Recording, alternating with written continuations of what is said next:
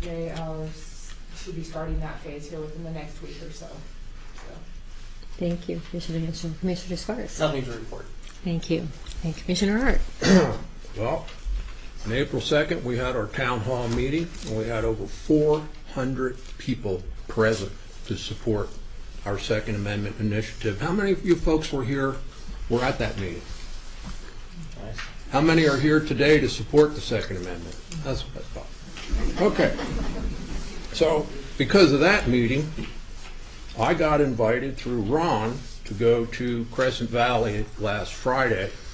Ron and I met up with Cliff Eklund, Elko County Commissioner, and ITOR to support J.J. Watts because Eureka had an agenda item for discussion and possible action. J.J. Gachia modified the resolution and it was passed to support the Second Amendment. So I think that was pretty cool. There were over 20 people in Crescent Valley, and it was a teleconference, so we couldn't see how many people were in Eureka in the audience, but it sounded like quite a few. It seems that the enthusiasm for the Second Amendment is huge in the hearts of patriots in Nevada, and I hope you continue your support so we can move right along in Lander County too. Thank you. Thank you. On my reports, we did have an NACO meeting on the 28th and 29th of March. The 28th was actually local government day, so many of the folks around the rural areas went in to sit in with their different representatives there. And then in the evening of the 28th, NACO hosted, along with our League of Cities and Municipalities, a reception for our legislators, and that was very nice. We had the NACO meeting then on the 29th, and of course they're busy in the legislature. There's so many bills. There was just a little less than 1,000 actually BDRs that came out, and so they're there every day. Almost, as they say, wish there was more of them testifying on so much that's going on. I do believe tomorrow is our final day for everything to come out of committee. So we're hoping a lot of these will be dying in committee and won't be coming out, but we won't know until tomorrow on that part. The governor has put together a census committee. Looking forward to the census, of course, that's coming up, and asked NACO to have a representative on that, so we will have. Also, looking ahead to October, our Nevada Day. And actually, Nevada Day is going to set up a committee. They've invited us to have a representative on it, and they're hoping we really be involved, we meaning all counties, because their theme is Nevada Counties 100 Years. So we probably need to look at that and see what we might like to do. The last time we really were involved, I think, was the 150th of the state anniversary that we did, but we'll have to be taking a look at that part. Also, just general information, the Attorney General is hosting an open meeting law training on April 24th. And with that, we'll go into staff reports. Morning. First thing I need to pass on is I received a letter of resignation from Walt Holland off the Planning Commission. So we will be advertising for anybody that's interested for somebody to sit on the Planning Commission in the county.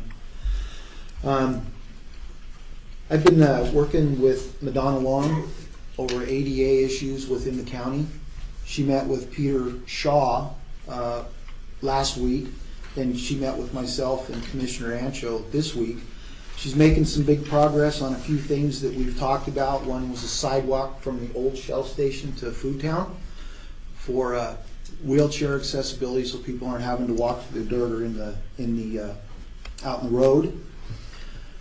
We talked about she talked about getting some lights at by Baker Brew and in that area right there. They're flashing lights, real bright LED lights with audio signals on both sides of the bridge for crosswalk pedestrian safety. She's looking into screening in the overpass there where pedestrians cross, and we've talked about that. She's also looking at ADA zones within the, or parking areas within the county. So she's making some good progress, and things that we've talked about quite a bit recently. I gave you guys a copy from the Department of the Navy related to the Fallon expansion. So we'll be watching that continuing on. They have to put a plan together. Currently there's over 1,300 bills in the Carson in legislation right now. It's pretty hard to track them. We try to track them as best as we can, but one of the ones that has come to my attention is AB 397. And without going into the whole bill, in a nutshell, the governor wants the ability to impeach, as it says, impeach county elected officials, which is out of line. It's just ridiculous. That's one I really want to keep an eye on. AB 397. I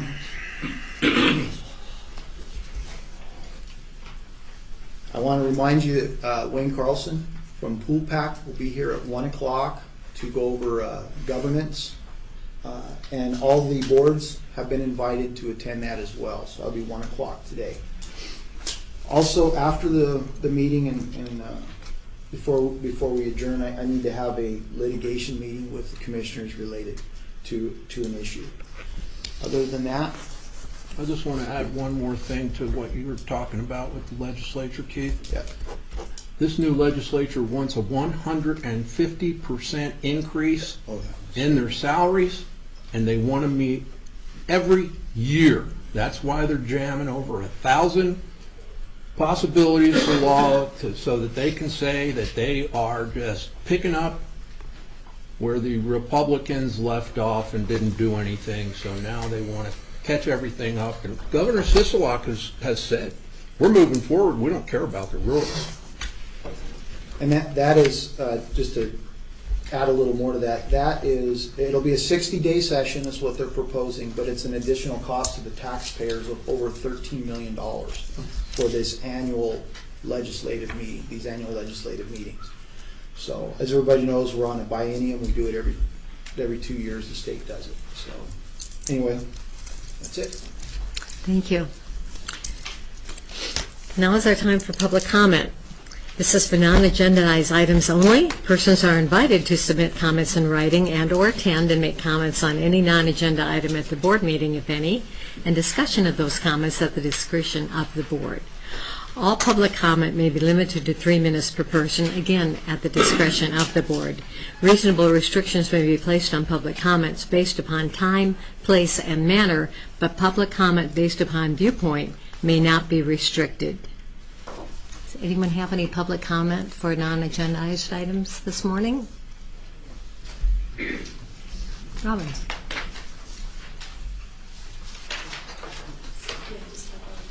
Robin York.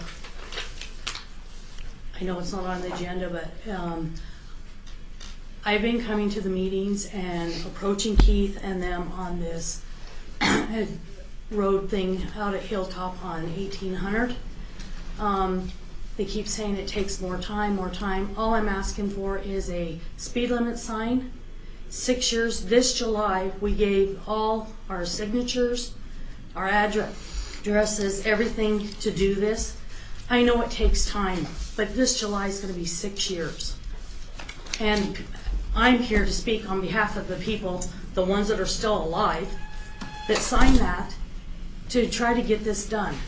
I know it takes time, but I mean 6 years, and they're saying that we have to wait till they do all the ordinance through the whole county.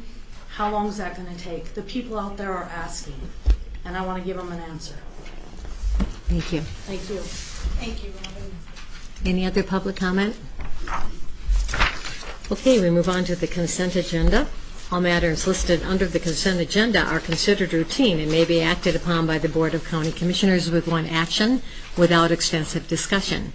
Any member of the board or any citizen may request that an item be taken from the consent agenda, discussed, and acted upon separately during this meeting. Consent agenda materials are available at the Lander County Clerk's Office for viewing, and copies are available for a nominal charge. Number 1, approval of April 1, 2019 agenda notice. Number 2, approval of February 28, 2019 special meeting minutes. Number 3, approval of March 14, 2019 meeting minutes. Number 4, approval of March 18th through 19th, 2019 special meeting budget workshop minutes. Number 5, approval of March 28, 2019 meeting minutes. Number 6, approval of April 1, 2019 special meeting budget workshop minutes. And number 7, approval of the payment of bills. Okay, so we need to pull number 1. That's our agenda notice. We'll be discussing that. We need to pull number 7, approval of payment of bills. And then we're going to actually pull 3, 4, 5, and 6, which are all the meeting minutes. That leaves us approval of February 28, 2019 special meeting minutes. And that's the only one that's left on the agenda. So I guess we are not going to have any motion on the consent agenda. We're going to do each one separately today. Number 1, approval of April 1st, 2019 agenda notice. 2 things we have to do to amend this. Of course, number 1 is change it to the correct date. It's just a clerical error, but it will be approval of April 11th, 2019 agenda notice, that one.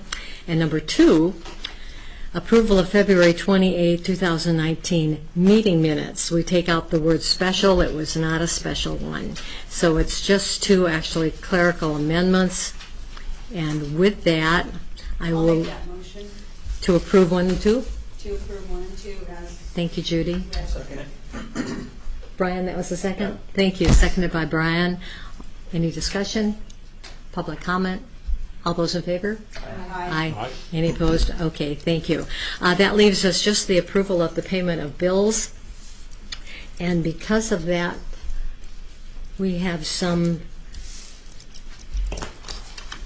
personal per diem and checks that need to be taken out as we approve those separately. So I would ask for approval of the payment of bills without check number 209827, 207202, and 202610. I'll make a motion to approve. Thank you, Brian. Second. Made by Brian, seconded by Kathy for approval of the payment of bills minus 3 checks. All in favor? Aye. Aye. Any opposed? Thank you. Okay, the next motion I need, there is a check in there for Judy, and it's check number 209827. So I need approval of check number 209827. I'll make a motion to approve. Brian? Second. Kathy question. seconded. I have a question. When it's a reimbursement, do you have to pull that? I think it's a discretionary thing, but obviously the individual who's involved should have the opportunity to say, I abstain. So.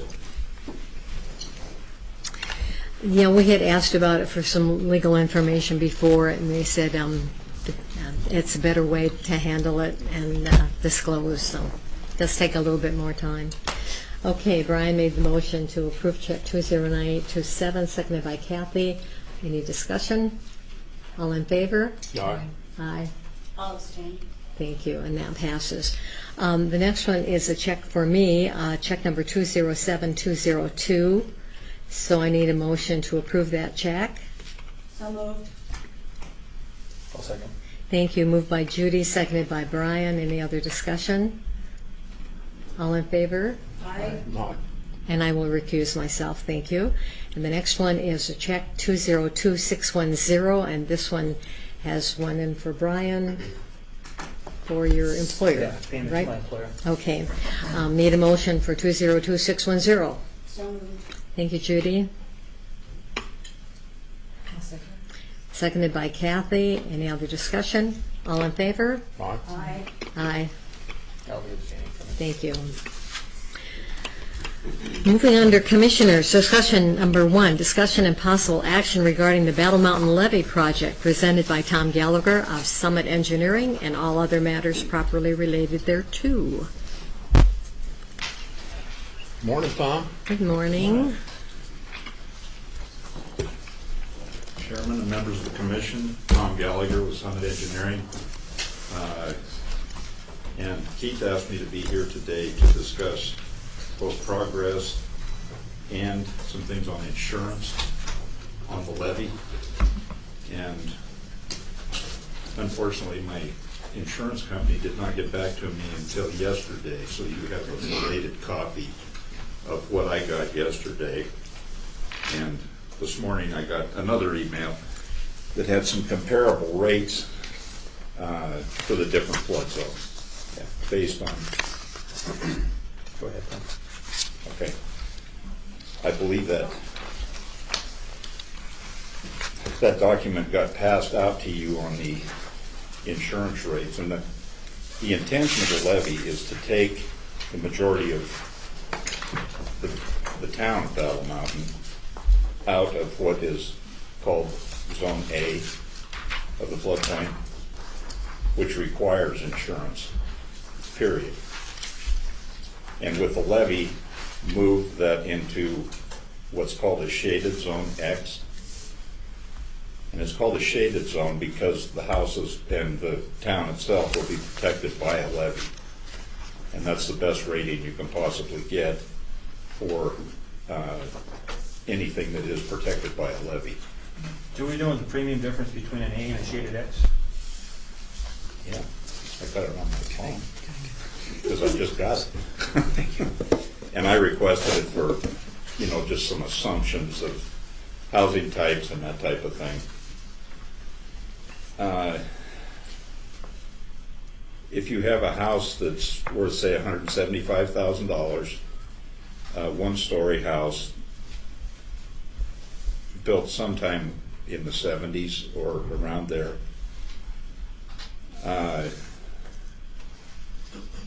the house, so just a second here, let me get, this isn't as easy. If I would have plotted it this morning, but my plotter wasn't awake.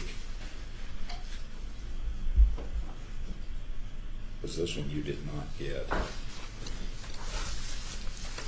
There is a very substantial, okay, $175,000 on the elevated foundation. And I just gave the insurance company that as an item of information.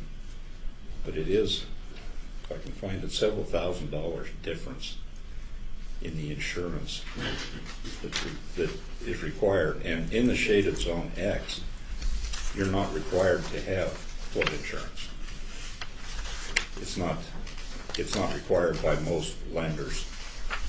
So whatever they're paying now, it would go from there to zero unless they wanted a special policy. You say several $1,000s. People that are paying flood insurance currently, I've heard anywhere from $900 to $1,300. So with Yeah. several $1,000s, I'd be interested in hard numbers if you have. I've got them someplace here. I wish I could find them in this little tiny telephone. But I think, oh, here we go. In Zone A, and this is an average, I don't know what they're paying here, it would go from $2,275, and if you chose, if it was in Zone X and you weren't required to have it, it would go to zero. Okay? That would be for a 1970 or previous.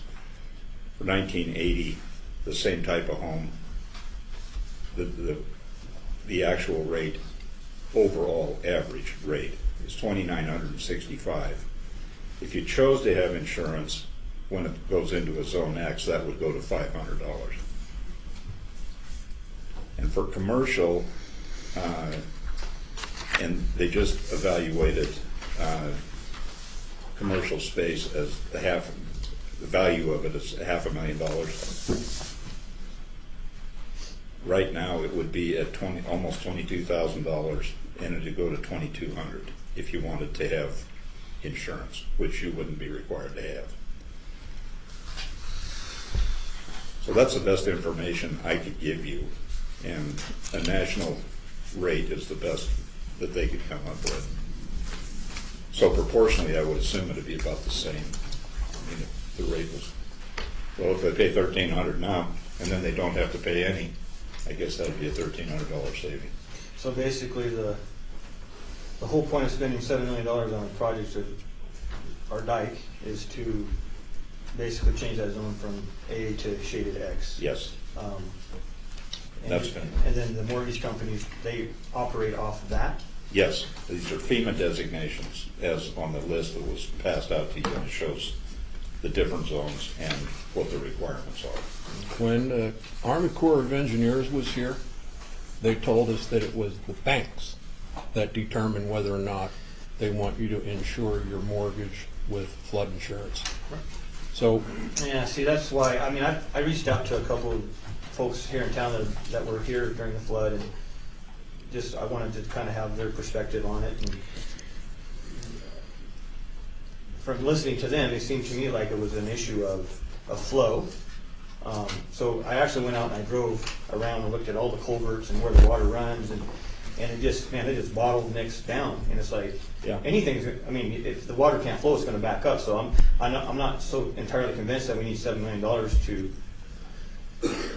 to rehab the dike. If it's a matter of flow, do we put bigger culverts in? Do we dig our canals where the water flows so it can go out and we don't have a flooding issue? I mean, that's how I'm looking at it. And that's why, and I was the one that asked to have it put back on the agenda, have you come and talk to us, because I wanted those questions answered. And then I know there's probably some people here that may like to speak on it as well. What was probably a method where you could dig a big enough channel to hit it, but as you know, the Reese River, when it floods, it's probably about 1.5 feet deep and about 1 mile wide.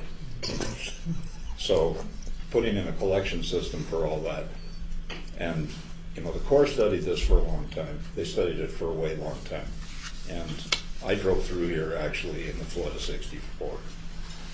So I pretty much am familiar with it. I didn't care about floods at that point. But, I mean, it was kind of fun to drive through the water.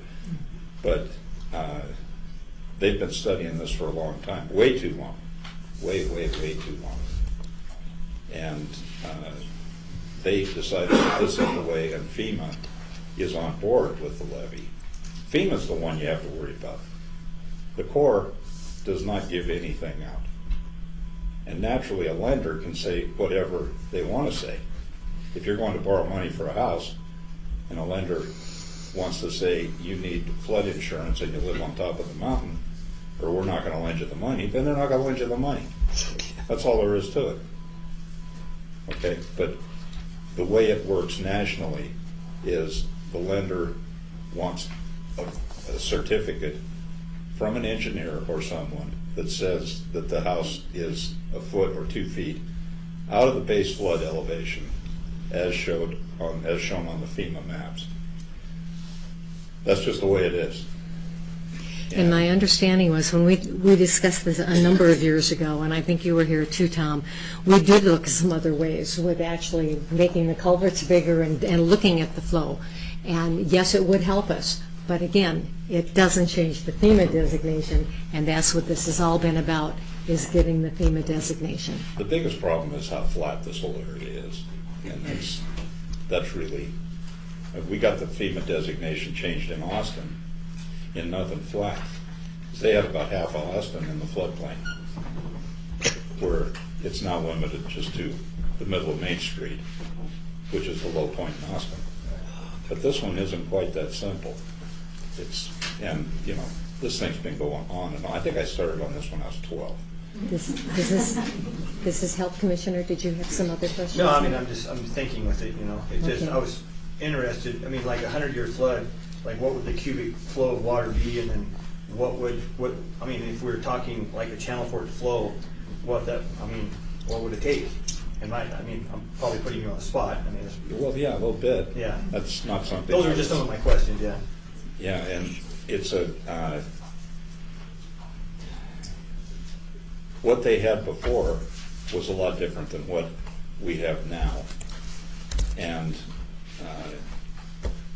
you know, that event was a very historic event, and it was something that the town was drained by blowing up the railroad tracks. that's not a feasible option right now.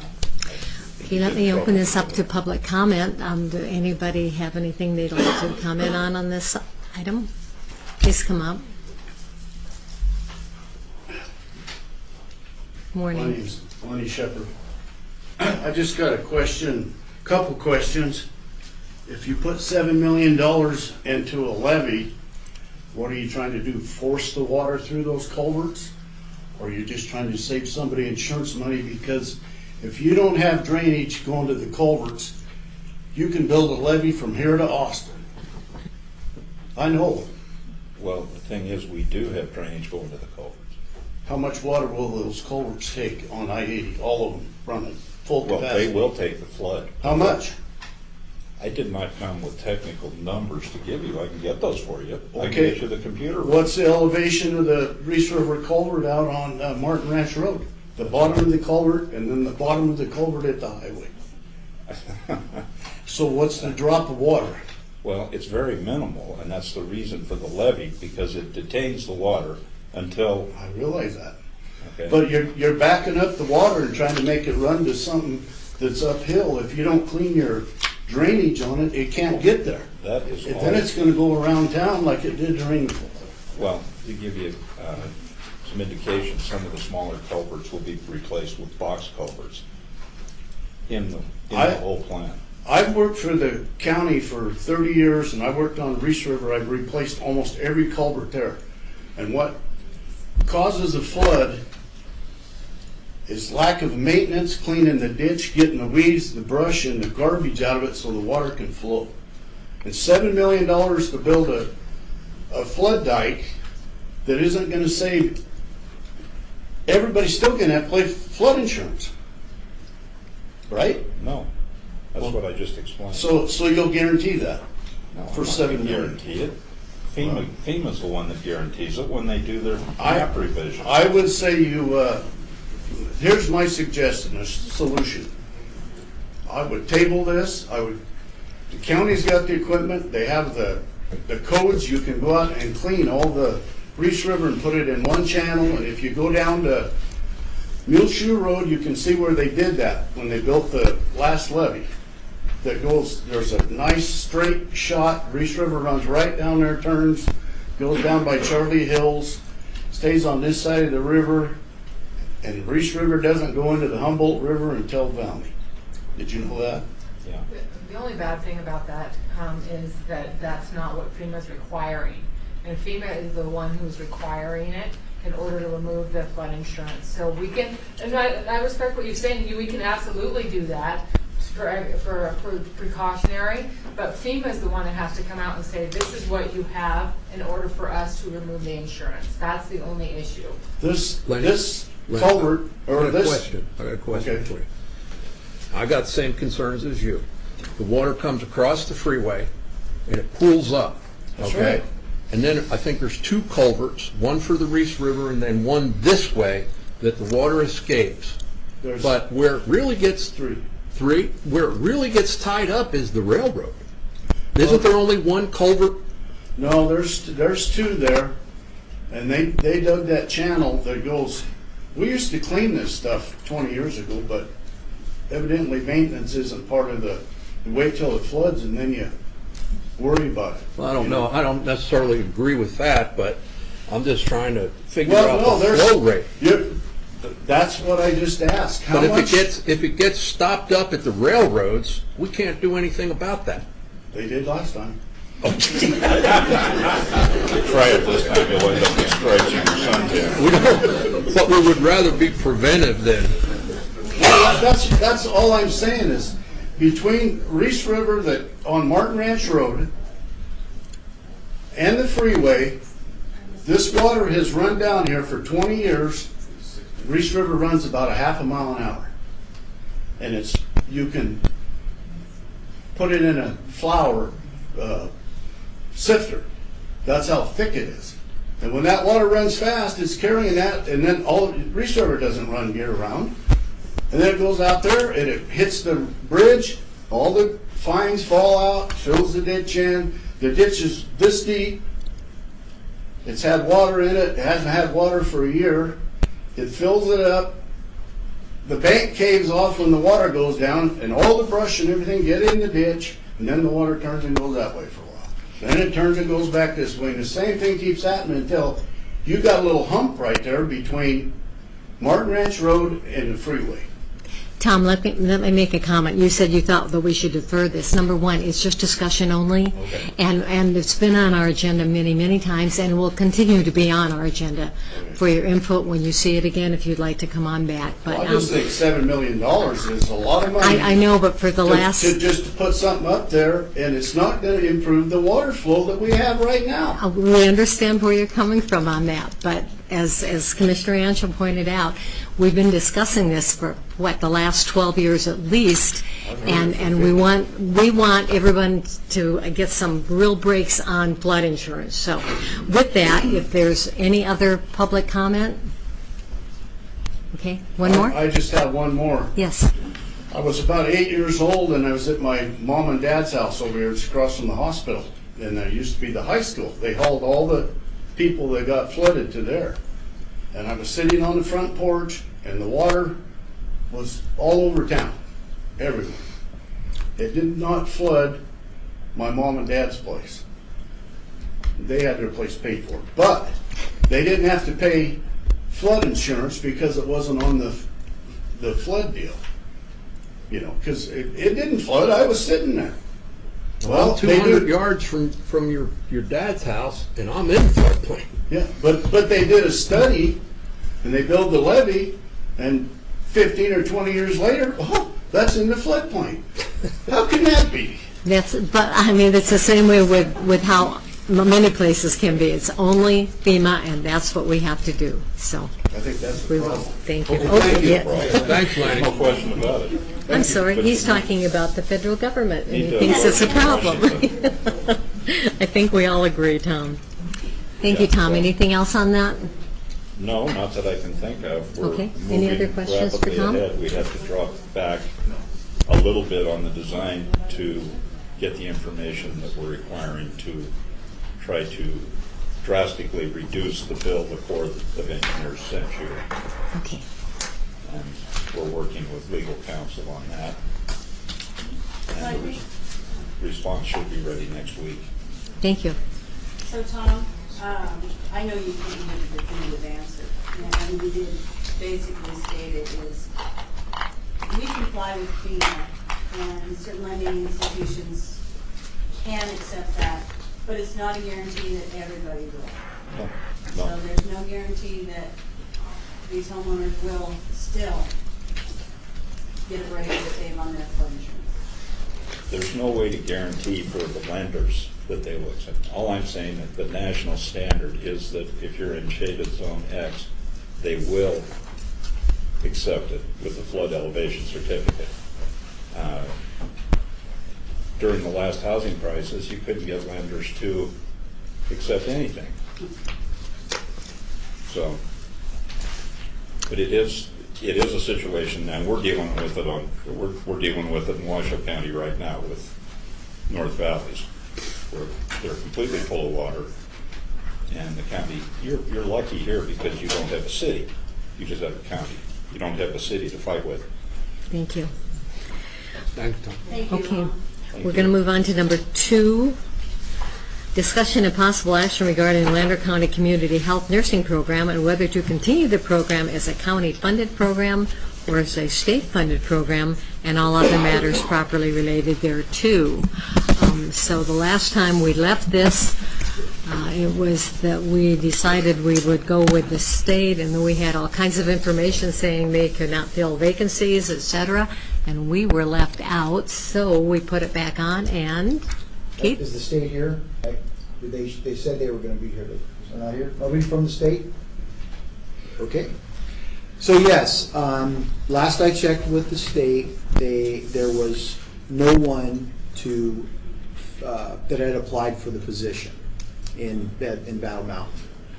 So discussion, I thought it would be good to bring it back to let you guys decide which way you want to go. Whether we're going to continue to work with the state and try to get somebody in here hired through the state, or do we want to go back with the county? I'd like back to the county. I mean, that was my thing, it's like, we're doing business with the state, and it's just, I see future complexities that I'm willing to pay more for that we don't have, so we can provide that service rock solid to our town. Okay, so just so you know, that we still have to maintain, and they've reduced it since we went with our own county health nurse in the past. They've reduced the contract, but we still have the required NRSs where we have to maintain Right, I a understand contract that. with the state. But it's been significantly reduced. I believe it went from about 42,000 a year down to 11 for the state supplied thing. It just goes back to what we had before, right? Yes, that's correct. It wasn't an increase. Okay. The one thing that had to be noted is with the hospital, that when people had insurance, that we directed them to go to the hospital for their immunizations, and that we treat people with Medicare and Medicaid. That was just one thing that I want to make sure that we brought up. And I did find that Dr. Peters is the doctor in charge, according to our committees and so on. We have an emergency, medical emergency. Yeah, Dr. he is the medical director for EMS. And I've spoken with Jason Leak, the CEO, and we'll be able to, because that position needs oversight by a nurse practitioner or higher. So we've got a plan. If you decide to go back with the county, we just have to have an overseer of the program, which Jason's agreed that we can come up with something. Well, I'm going to support Brian on this because it seems like the state's a mess, and we can just jump right into this and get it going, I think. And yeah, it'll cost a little bit more, but we can afford it. And our community is covered, and that's the biggest thing is we want. And we have two applicants currently that once the commission decides the way to go, we could probably have somebody in there pretty quick, within a month or 5 weeks. By the time we go through the process, choose somebody, and then if they have to give a notice to their current employer. So I'll make a motion that we go back to Lorraine County funded community health nurse. I'll second. Okay, Commissioner Allen made the motion. We go back to county, and Commissioner Ancho seconded that. Do we have any other discussion? Any public comment? All those in favor? Aye. Aye. Aye. Okay, that makes it unanimous, and it is 10 o'clock, so my understanding is that we wanted to move to...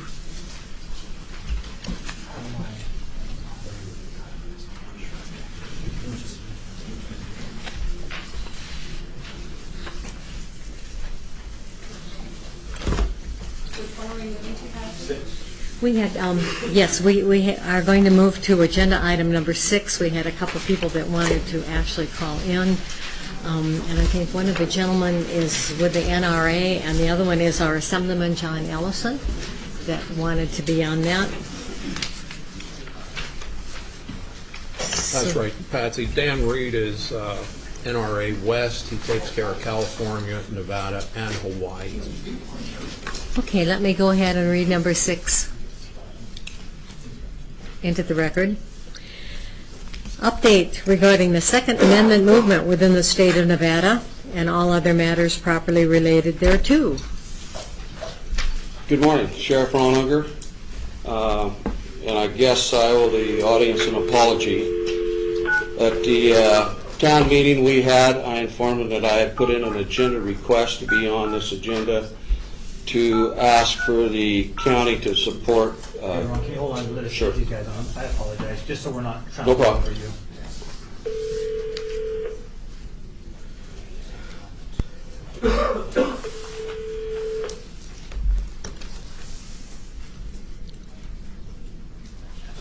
John Ellison.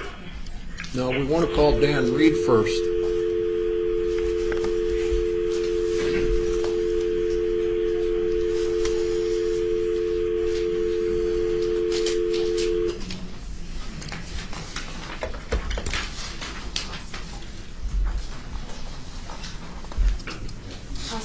still there? We're still here. Okay, we're trying to add in some calls. Hold on a second.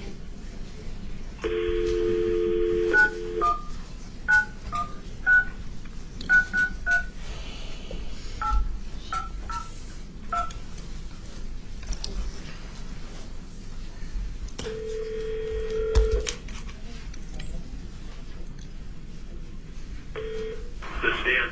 Hi, Dan. Brian Sparks with Lander County Commission, just tying into our meeting. Oh, perfect. Thank you.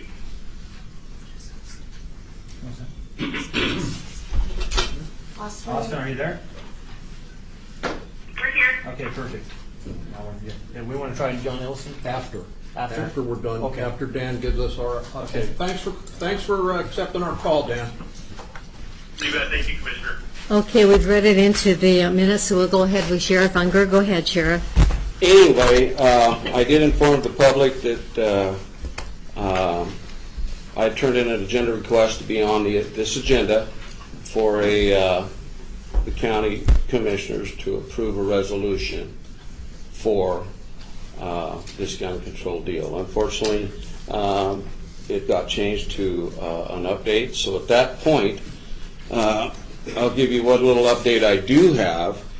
Is that at this point in time, there are 5 counties, and that would be Eureka, Lyon, Elko, Nye, and Douglas County that have resolutions, I guess, in support of the Second Amendment and the Fourth Amendment rights of the United States.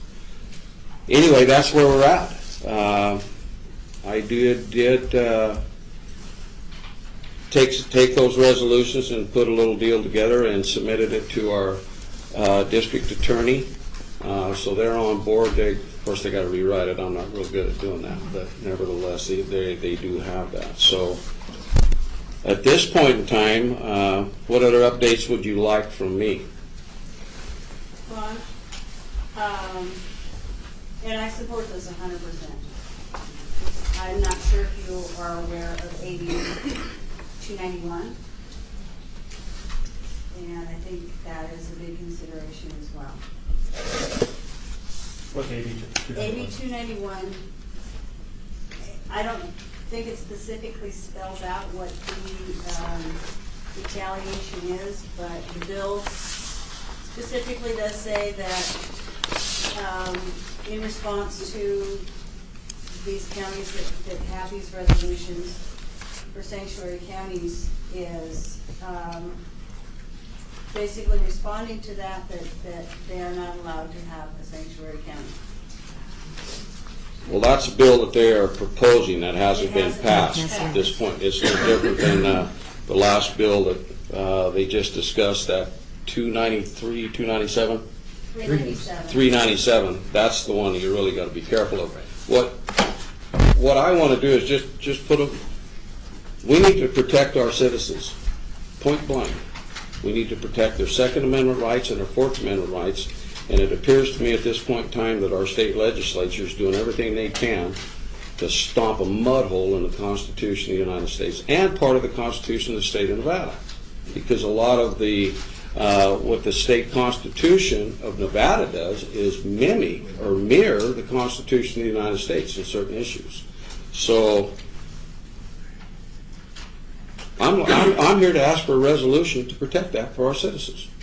I don't know what other way to put it. And it's not just SB 143 or 291, it's all of them, guys. Yes, all of them, Ron. It's coming down the pipe to where not only on our rights to own and bear arms, but it's on the Fourth Amendment. I mean, your right to illegal search and seizures, it's coming down. So that's what I propose. I support you 100%, Ron, and I have 3 years ago when we thank did the you, video. because these are the ones that we need to take care of right here behind me. 90% of the people in Lander County voted against question 1. I think that speaks It was loudly. 87% to be exact Right. in 2016. 86.65%. So at this point, being that it's only for discussion only or for an update, I'm gonna let you folks know, and I would request that you have Keith do it, but I want to be on the next agenda to get a yea or nay on a resolution. I agree, Ron. I agreed with you from the beginning. I'm highly disappointed that it's only an update. So, Okay, let me.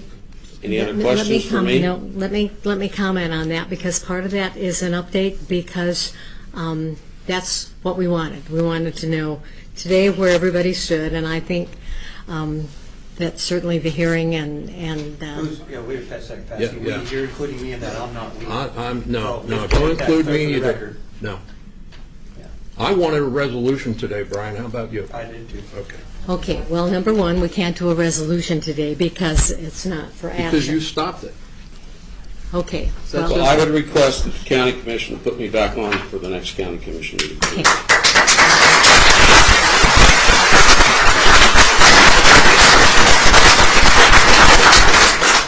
Okay, well, let me finish my comments, if I may. Number one, I certainly agree with everything that you're saying, and yes, I'm NRA and CCW and the whole works, and there isn't anything that I disagree with except the vehicle by which we're doing it. Number one, when we took, as elected officials, so we took the oath to support our federal government and to support our state laws. No, it was the Constitution. The Constitution. The Constitution of Nevada, Constitution, yes. that's right. Okay. But the biggest thing is that this is a turning point in Nevada government. This isn't just one. I mean, we understand what's at the legislature. We understand what's coming down, that we have 2 representatives for the whole northern area, and this is just the beginning, and that's probably the scariest part of all. And I know that folks want us to make a very formal, strong statement back to what's been happening, and I understand that. But here's what scares me. Legally, if we do that and we say, okay, here's a resolution, we're a sanctuary, we are not going to enforce this. I'm concerned as an elected official only, not personally. As an elected official, I'm concerned about the liability of my county. Because if I do that and somebody here sells a gun to somebody here and they go to Reno and they kill 2 people, and the first thing they say is, what, no background checks? What county did you get it from? And all of a sudden, we've got lawsuits up the gazebo that we will never, ever have the money to protect us on. Now, personally, as I said, from a personal opinion, I agree with absolutely everything. I do not think the county vehicle is the way to do that. So why don't we do something else? Why don't we bring the lawsuit? That's where it's going to be. It's going to be decided in the courts. It's not going to be decided by a resolution. Well, If you Can I want, comment on that, please? yeah, but let me finish. If you want to bring a lawsuit, if you want all the rest of us that voted against this law, and 16 counties did, we voted against it. Maybe we should try and kick Clark County out of the state. Maybe we should be our own. There's lots of vehicles out there, and maybe that's where we should be looking at, is something more serious that can be determined in a court of law. That's all. Well, my comment on that, and you're talking about that SB 143. There's a lot of loopholes in that SB 143. There's a lot of stuff that they're saying law enforcement will do this and law enforcement will do that. A lot of it is a burden of proof that falls into here. I can sell you a gun right now today, and we're not going to do a background check, and you could take that gun and go to Reno and do whatever you did. How are they going to prove that I own that gun? There is no gun registration. There is no way you can back that up at this point in time. And this is what this bill is for. They want a federal registry to where all of us have to register our firearms, which a lot of people are not going to do that, to put it straight. But the bottom line is that was their toehold in the door, all right? And if we don't stand up and say, we're not going to stand for this, because now it's rolled down to that you got to be 18 years of age to go hunting with a rifle without an adult with you. They want you to be 16 years old to vote, but yet you can't carry a rifle and go hunting, but you can buy a hunting license at 12 years old. You know, they're making all these laws that are non-enforceable, and it's going to affect every one of us. And I think the Lander County needs to stand up and say, legislature, we're putting you on notice. Here it is. It's a resolution. I agree, Ron. And I think we owe our citizens that elected us to protect their rights and defend and protect the Constitution of the United States and the state of Nevada. They took the same oath we took. Yes. We owe it to our citizens to do what we said we were going to do. You know what, Ron? I owe it to myself so I can look myself in the mirror knowing that I lived up to my oath to protect the state and the federal Constitution and to back you 100%. Well, here's what's happening with some of these laws that they're trying to pass at this point in time. They're trying to make it to where law enforcement can go into somebody's house without due process of law and seize and confiscate their guns. And what that essentially does is put a target on every single one of our deputies, because if somebody knows they're coming over there, they're going to be ready for them, and they're not going to give them the guns. They're going to give them the smoking end of that sucker. So now I put my deputies in a position to get shot and killed. Where's the liability on that? Or, better yet, if they do wind up in a shootout, there's going to be a lot of people that get hurt, possibly. The citizens that are not law-breaking citizens, they own a gun. And the red flag law says that, oh, he's acting stupid over there. We need to go kick his guns. We need to stop all of this. We need to take a stance and say we're not in it. And that's what I'm here to do.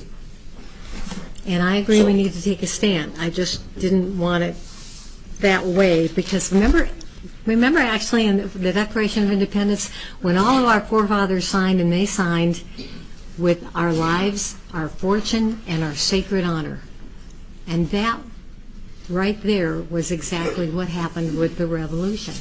And I'm for it individually. I will sign if every person in this county wants to sign. And I bet there's less than 1% of the whole county that really doesn't know what's going on or care or that is against it. I really do. I think everyone is for something like this. I just wanted another option to go another way. And if every person in the whole county signed it, sent it to them, that wouldn't be strong enough? I think we need a resolution, and I think that the counties that we're dealing with, or the 15 or 16 counties within the state of Nevada, I know that 15 has already signed or will sign the letter from the Nevada State Sheriffs and Chiefs to the legislature, the stand that they're taking. I understand that Washoe will sign it. Now, I talked to the sheriff, Darren, there, and he's all for it. But whether his county commissioners will go for it, I do not know. Clark County, we've talked to Joe Lombardo, and there's no way that they're going to allow anything like this to go on down there. So what we're looking at is if 15 counties or 16 band together, there is going to be lawsuits. Nye County right now is trying to start the lawsuit as we speak. But there will be 15 of us that go on that lawsuit. It won't be individual. Yes. It'll be case. And that's okay. It's a county with a lawsuit. It'll be all of us together going against them. And yes, we should. And that's the way it has to go. I'm exactly all what for I that. said. Absolutely. It was just, it I want was, to point out we're already sending a message, and that's exactly this whole impeachment thing, because it's a threat to them. Well, they're trying to impeach all the sheriffs right now, or the 15 county sheriffs. Can we get Dan Reed on the phone? He's been waiting. Sure. I'm done speaking anyway. okay. And we'll open up to public comment in just a moment. Dan? Yes? Sorry to make you wait so long. Could you give us a legislative update on Nevada and tell us the significance of the decision on the magazine issue in California? Sure. First of all, Commissioners, thank you for passing me in here today. I'm actually standing right outside the Capitol building as we speak. As you know, this Friday or tomorrow is the policy committee deadline for Chambers of Origin. I heard some discussion on the red flag law or the pre-crime bill, depending on how you want to decipher it. That is the bill that would allow third-party allegations to be used to remove someone's Second Amendment rights, not because of a criminal conviction or a mental adjudication. That bill appears to be dead at this time. It has not had a hearing. That was SB 120. So that is good news. It doesn't appear to be moving forward. The biggest bill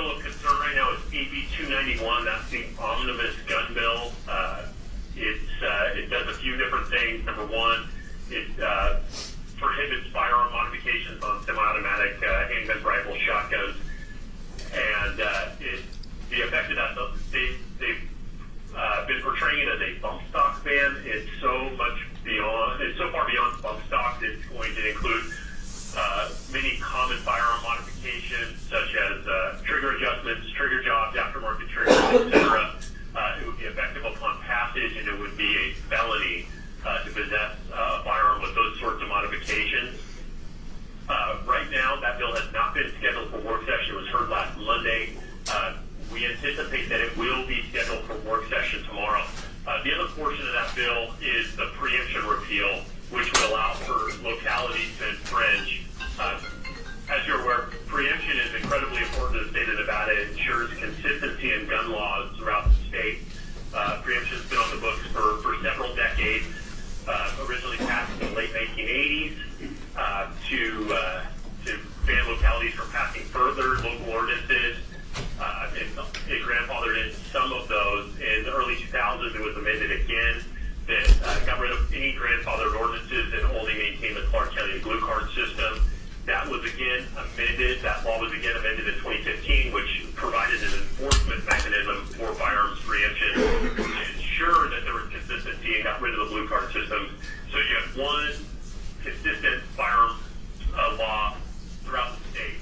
Whether you were in Battle Mountain or whether you were in Vegas or Laughlin, you knew exactly what the gun laws. And what AB 291 would do would be a full repeal of that, which could really, there's really no bounds on what a locality could do because there's no constraints, and essentially the legislature would be allowing those localities to start making firearms laws.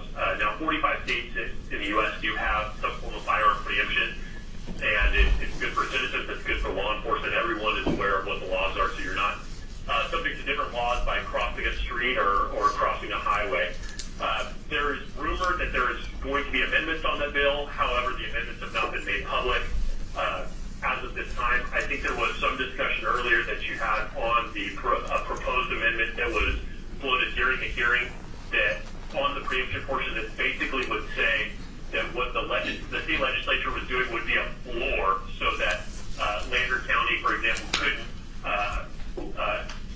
err on the individual right of firearm ownership and have gun laws that were better for the individual. So that's what's happening right now. There's also a storage bill, AB 153. There's also rumors of amendments on that. That has not been scheduled either.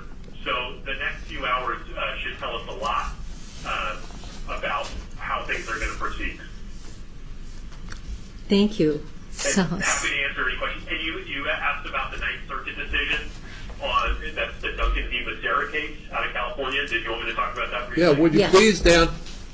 Okay, so California passed a ban on the purchase of standard capacity magazines, or they refer to them as high cap mags, anything that holds more than 10 rounds in 2000. However, those who had magazines that held more than 10 rounds, those were grandfathered in and they could continue to possess them and utilize them. In 2016, via Prop 63, as well as a piece of legislation, they required either the surrender, destruction, or sale out of state of any magazines capable of holding more than 10 rounds. That was challenged in court in the Duncan v. Becerra case. There was initially an injunction that went into effect in June of 2017. And then about 2 weeks ago, the judge in that case ruled that the entire statute there was unconstitutional. So for about a week in California, people could go out and purchase magazines that were capable of holding more than 10 rounds. The Attorney General in California filed for an emergency stay and a notice of appeal that following Monday. The judge granted the stay on that case and said by Friday at 5 p.m., this was last Friday, that by that time you had to purchase your magazines by that time or else the stay would go into effect. People who purchased the magazines during that time period were going to be okay. They were covered by this stay, so they weren't at risk of violating the current law.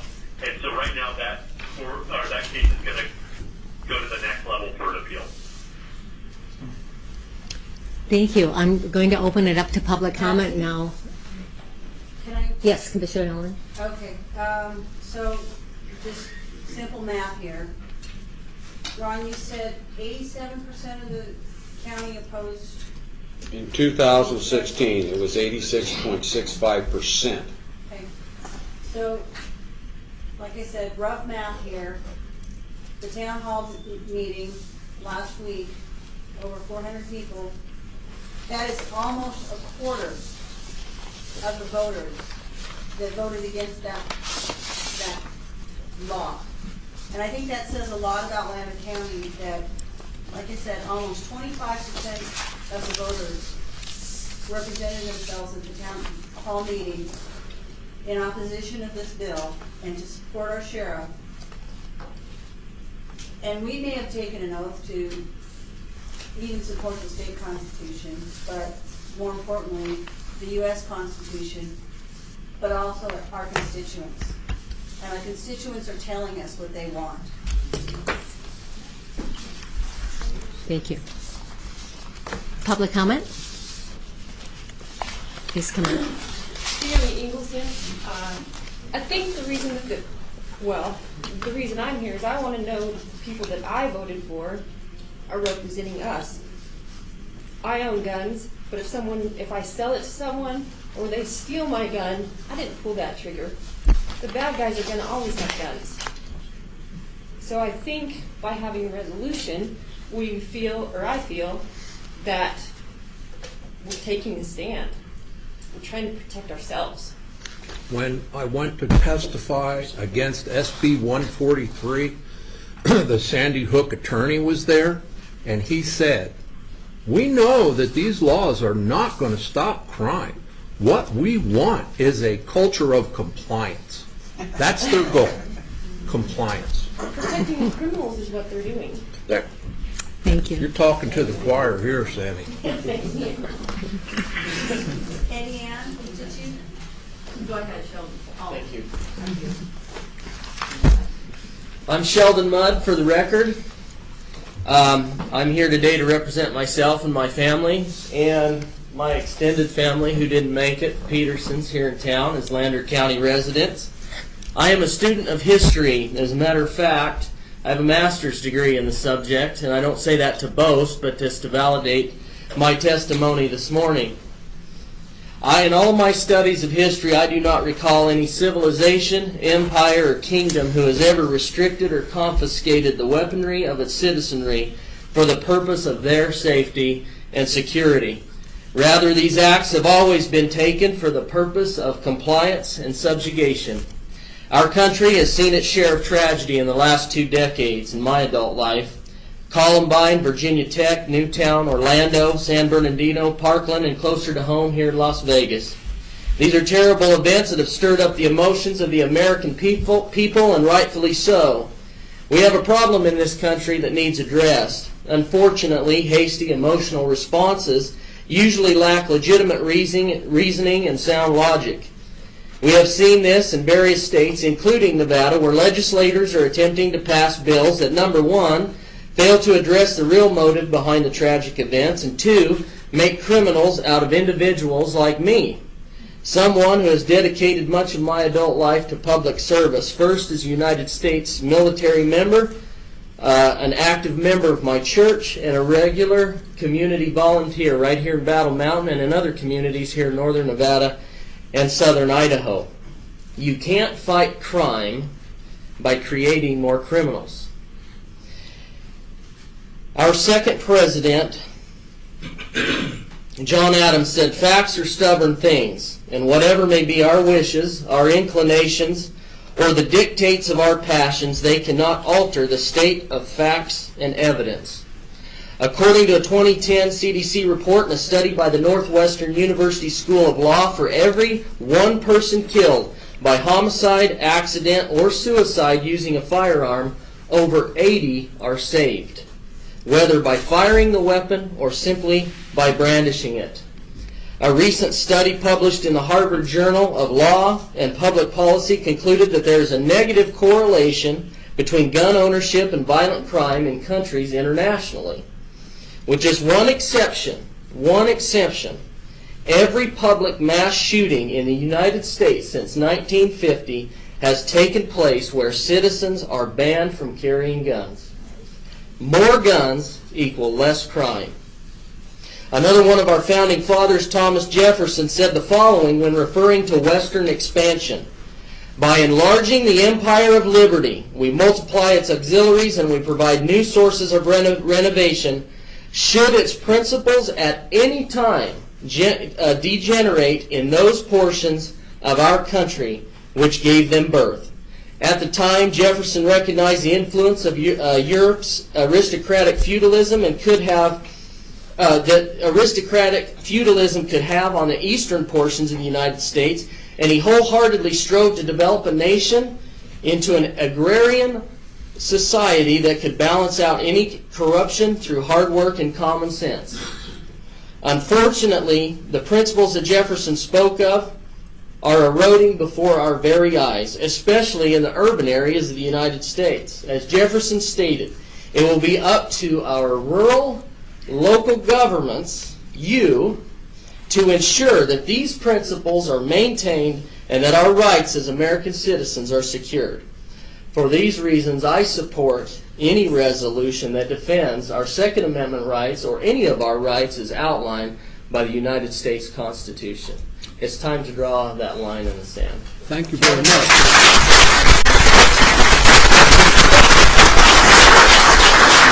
Hey, hold on a second. Hold on. Yes, sir. I never had the pleasure of meeting you. Thank you for your presentation, but I want you to meet my wife, Cindy Clark. We never blamed the gun for the murder of our son. Never. And that's why we campaign, crusade against this gun control stuff. It's not the gun. Thank you, Sheldon. Thank you. Thank you, Sheldon. My name is Eddie Ann Filippini, and I support Ron, and I'm a Lander County resident. If you guys do not stand up for this, and stand up for our Constitution and all of the rights given to us, it's not just our guns. The state of Nevada gives a pinch of shit about Lander County. They want your water, they want your guns, and they want our money. So, and until you get it, but thank you for this, but they're coming for us. And this is a big door. It's not a little door, it's a big door. They So think please. it was a big deal trying to get cattle? You know what? It's our right to make a living, but you want it, your water's next, or it's coming, it's already here. And then it's gonna be your money. Thanks, Thank you.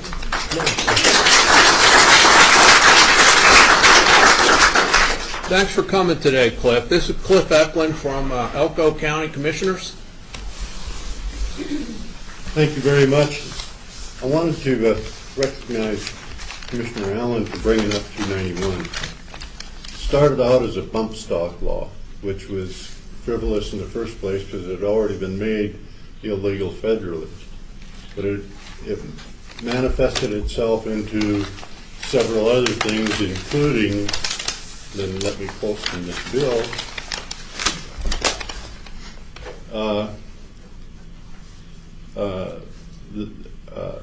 this bill repeals such state preemption of authority of counties, cities, and towns to regulate the transfer, sale, purchase, possession, carrying, ownership, transportation, storage, registration, and licensing of firearms, firearm accessories, and ammunition. That takes away a lot of authority from local government, like Mr. Mudd used to say. This started out as a bump stock law. It's moved into accessories. One lady testified on 291 last Monday when they brought it forward that it was discriminatory against women. because factory guns, sometimes the triggers are too stiff for a woman to pull the trigger, and they can't modify that trigger to where it make it easier for them to pull the trigger. It makes them defenseless against sexual crimes or domestic violence. I don't know that that's a fact, but that's just what she said. There's several things in 291 that have no common sense as far as I'm concerned. It just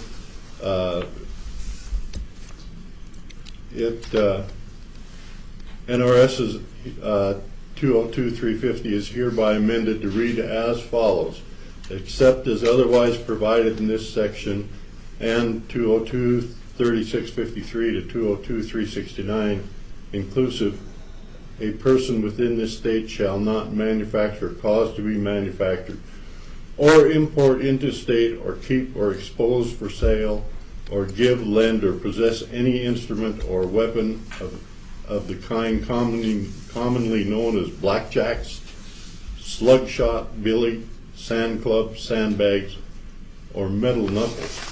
What's that got to do with guns?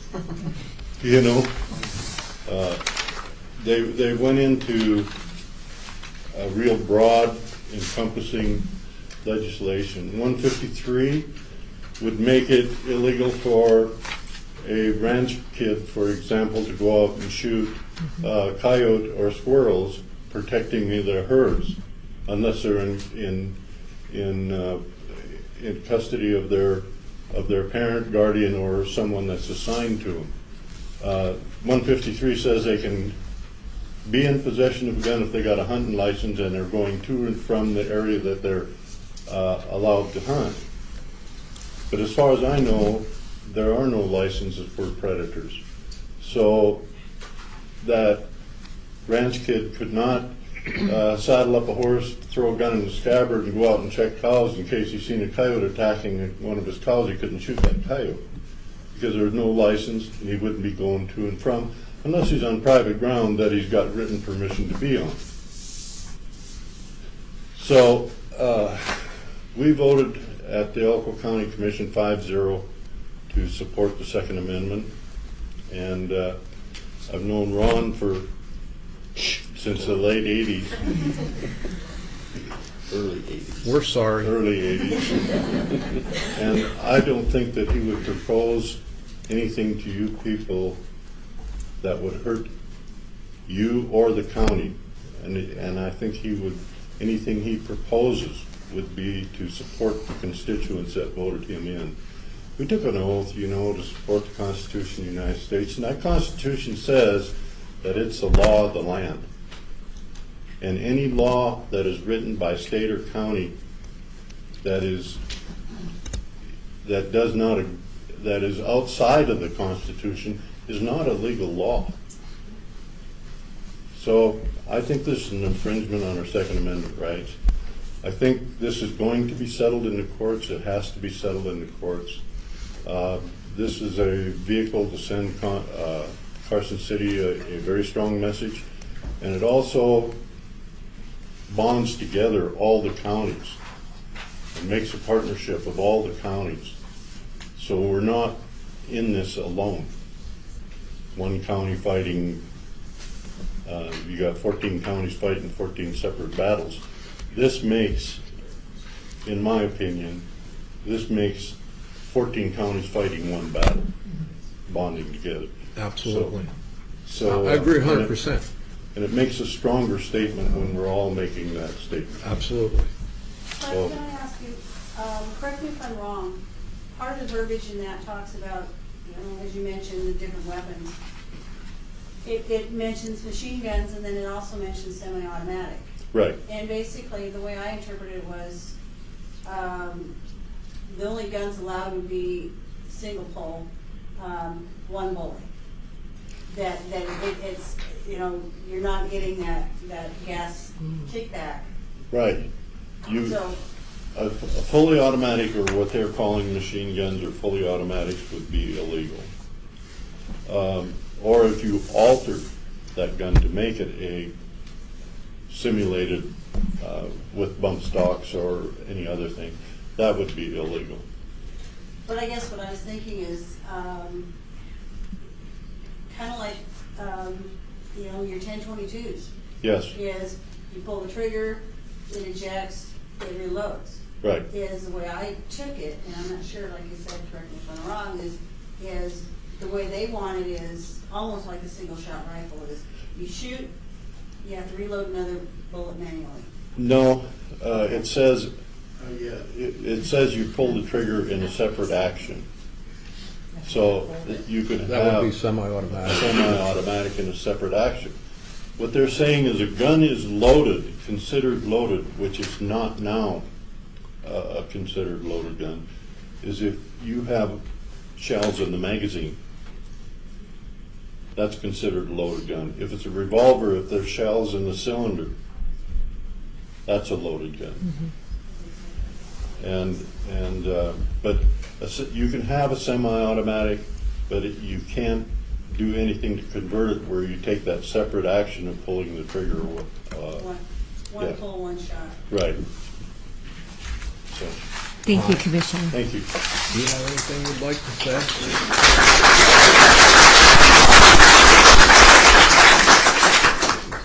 Hi, I couldn't hear you. You had something? Yes, I would, if I may make my remarks from here, Madam Chairman. Please. I have two comments. The first is a personal comment, and I've thought about this issue for a long time. I'm a life member of the NRA. If anyone thinks that the remarks about saving lives with firearms aren't true, all you need to do is read The Armed Citizen, which appears in the front of each of the issues of the NRA publications. I have come to the conclusion, and I own a number of firearms, that my government has nothing to fear from my weapons as long as they are my government.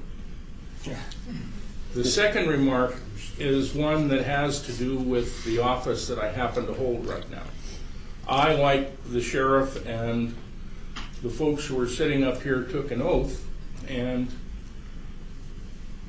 I think I remember most of it. I've taken it a number of times. Basically what it says is that I do solemnly swear that I will support, protect, and defend the Constitution of the United States and of the state of Nevada against all enemies, foreign and domestic. Now, here's where I think it gets more interesting. It requires me to do two more things in that oath. It says that I will do what I just swore to do. Any law, ordinance, or resolution to the contrary notwithstanding. And it further goes on to say that I will well and truly perform the duties of the office of which I am about to enter, so help me God. So it's easy to say that we support, protect, and defend the constitutions. They are our supreme law. But it also says that if there's a law that's contrary to that, it's your duty to disregard that if it conflicts with the Constitution.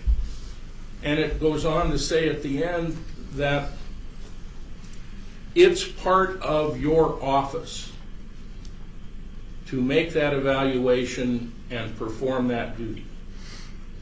The legislators in Carson City, whom I very much disagree with, who are attempting to pass these particular laws, are violating their oath of office. I will not violate mine because they violated theirs. We appreciate your support. Thank you.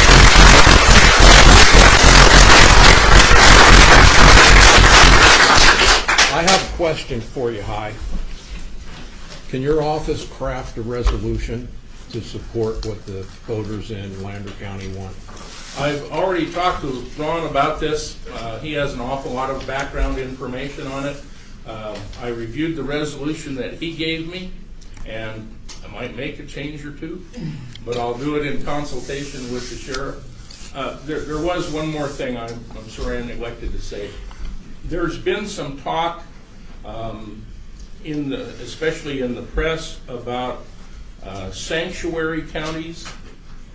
What I think we're trying to do here is not create a sanctuary county. We don't expect people to come to Lander County because we'll treat them in a different fashion than other counties do. What we're trying to do is affirm our beliefs in a certain matter and express that to the rest of the state. So if you have concerns about sanctuary counties, that's not what we're about. Thank you. So we want to be constitutionally correct county. Yes. With that, we're going to be taking a break in a moment, so I think we had a couple more people that wanted to speak, if you will. Austin here. Frank? Yeah, 1 second, Austin. We'll be right with you. Okay, thank you. How you doing, Scosh? Fine, thank you. My name's Richard Petrozatis, a.k.a. Skosh. And I am here in support of the resolution that's being drafted. And I think the majority of this county and the city are also. And I have more than a comment. I think I have a question. And my question to each of you on the board of commissioners is, how do you stand if this resolution comes up for a vote? I think that's what we would like to know, if we're going to be back on what we believe or not. So at this point, if this is not inappropriate, how do each of you stand on this resolution as it comes? And are you going to support it? Aye. If I could make a comment here. We need a legal opinion. Because it's not down for an action item on the agenda, it seems to me it would be a violation of the open meeting law to poll the county commissioners who are not able to discuss and make a ruling on it at this time. There wouldn't be anything wrong, I don't think, with a commissioner saying, in general, I support the Second Amendment and the right of the citizens to keep and bear arms, but to make a comment on, I would support a particular resolution, I think we can't do that at this moment. Okay. Yeah, that's technicality. But you know how I feel. Yeah, you know where I stand. Okay. I think it's pretty obvious. Well, not totally. Okay. Thank you. Thanks, Scosh. Yes, Austin, Frank, you had something? Frank Whitman here in Austin, citizen of Austin and Lander County and the United States. I fear that had our patriots back in 1776 that had listened to the lawyers, we would still be a colony of socialist England. I think it's clear to anybody that the sacred document that we call our Constitution is as clear today as it was as clear when they wrote it. That what our Second Amendment's rights mean then means the same today. Thank you. Thanks, Frank. Thank you. Anybody else in Austin, Michelle? No, that's it. Okay, thank you. Anyone else? Come on up, Bert. Bert Amos for the record. So we've seen it numerous times where they go around the other way, and I've heard the Constitution brought up over and over again. And I think that maybe we should just become a constitutional county. At the end of the day, if they don't get us the second, then they go to the fourth. If they don't get us fourth, they're going to try somewhere else. I believe that we got the right guy for the job here with Ron, and we have, the right attorneys and the right people up here, and I don't see why we can't be a constitutional county and uphold those that everybody here took. That's just my only comment. I don't think that it should just be Second Amendment, Fourth, Fifth. I think it should be the entire Constitution. Constitutionally correct county.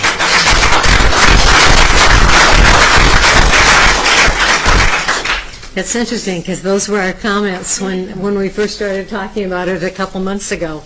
So, Okay. I do have a Commissioners? comment. Yes. There's more public comment.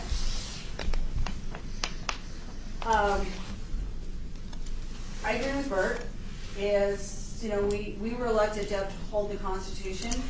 We were elected by the people to represent them. I think it's pretty clear what the people want in this regard. I just want to ask that everybody will be aware of the retaliation and to have the community stand behind us. Regarding this restitution, what comes is going to happen is the state is going to come back for something. And we're going to be prepared for that. But we also want the community to be prepared as well and to support us in that decision, because we are representing you. We are listening to what you guys have to say, and this is what you want, and go from there. All in favor?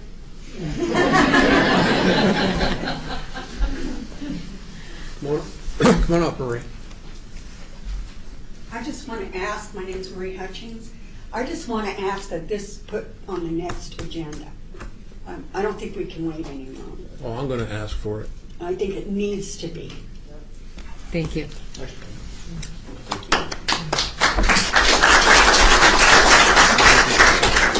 Okay, with that, thank you all. I know it's an emotional subject, but we understand where you are, and your commissioners will rise to the occasion to take care of it for you, I'm sure. With that, we're going to take a quick 10-minute break. Can I, before everybody goes, I have one more thing to say. It's so awesome to see everybody here. And we love it. Thank you, guys. Thank you so much. And you know, you can do it all the time. And when you come back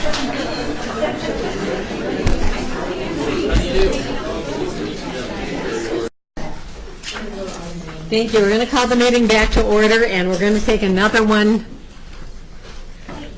out of order. Keith, is Marcus ready? Yes.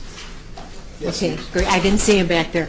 Okay, we are going to move on to number 11. He had you blocked. I thought maybe you stepped out. Discussion and possible action to approve or disapprove the interlocal contract between the Department of Conservation and Natural Resources, Nevada Division of Forestry, and Lander County in the amount of $208,044 for the state fiscal year 2020 and state fiscal year 2021, and authorize chair to sign and all other matters properly related thereto. So this is our wildland fire protection contract that we've had for several years now. We use it every year. I think everybody's pretty aware of that. And it has literally saved Lander County millions of dollars. So I asked Marcus to come and discuss it with you, with the board here. There was an increase in the price, and they have a formula to show how they came up with that. So with that, I'll give it to Marcus. Thanks, Keith. For the record, Marcus Lesbo, Fire Management Officer, Division of Forestry. Excuse me. So I presented you a package, and I'll kind of let you follow along with me and show you what we did. So the last couple of years we presented this. We never really had a formula to show you what you were spending your money on and why you were spending it. So we were tasked by legislature to come up with a formula that was understandable, defendable, and accurate so that you guys can understand where your money's going. So, excuse me. Formula used the West-wide wildfire risk assessment to determine hazard fuels in each county based on low, moderate, and high-risk acres. So if you want to go to this form right here, the longer one. Yeah, this longer one's got the colors on it. Excuse me, does Austin have this? He just got it this morning. No. Okay, Austin, I'm sorry you don't have this. I'll have to bring it down to you. And I can leave an extra package. This one I can leave for you guys if you need to. So what we did right off the bat is we had to set a target revenue. The target revenue was based on what the state NDF have determined is necessary for operations in the WFPP to support our operations and to suppress wildfires in the state of Nevada. So we had to set that target revenue. What we came up with was $2.5 million throughout the state, which is way under what obviously the state pays for wildland fire. So we took the total private acres in each county, and you can see on that one that it has every county and every municipality, so there's nothing hidden. This is exactly what we come up with on the wildfire risk assessment. So when we went to Lander County, we had 539,770 private acres. So what we did is we subtracted right off the top, we subtracted 47,576 no data acres. The no data acres include bodies of water, highways, anything that actually will not burn. So 51,000 right off the top.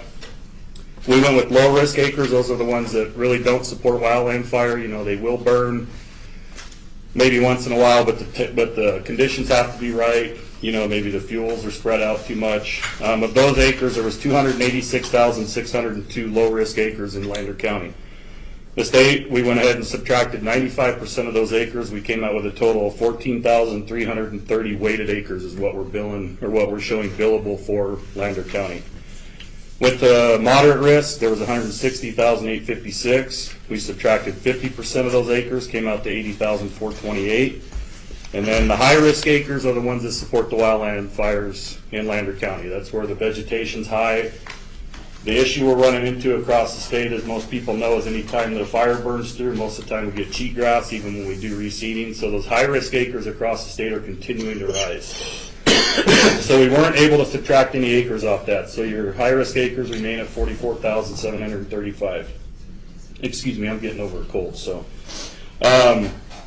there was a total, when we added up all those numbers, of 139,493 weighted acres, which is what we have to show as billable for Lander County. Those acres, that's 4.83% of the total weighted acres in the state of Nevada, of just over 2.8 million. So the 6-year average, which we'll go to another form real quick, which is this one with the fiscal years on top. This is the 6-year average of what the state of Nevada has spent to fight fire in each county. So if you go ahead and look at Lander County, they're almost halfway down. We only had data for fiscal year 16, 17, 18, and 19. We didn't have anything for 14 and 15. So Lander County catches a pretty good break there because we have to do a 6-year average to keep it across the state and keep it right. So for fiscal years 14 and 15, we're showing $0 spent. Your total average after those, the state spent 5.4, just south of $5.5 million in the last 4 years here in Lander County. So we took the averages to come up with the formula. We took the risk acres, which was the 4.83%. We added that to the cost liability. The $5.5 million is 11.81% of what the state spent, and they spent it here in Lander County. That came out to a cumulative risk of 0.1664. We divided that divided that by 2, and then we times that times our target revenue, which brought us to $208,044 for fiscal years 20 and 21.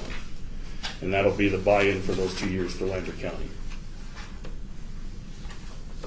Questions? No, I'm so glad we're not Elko County in so many ways.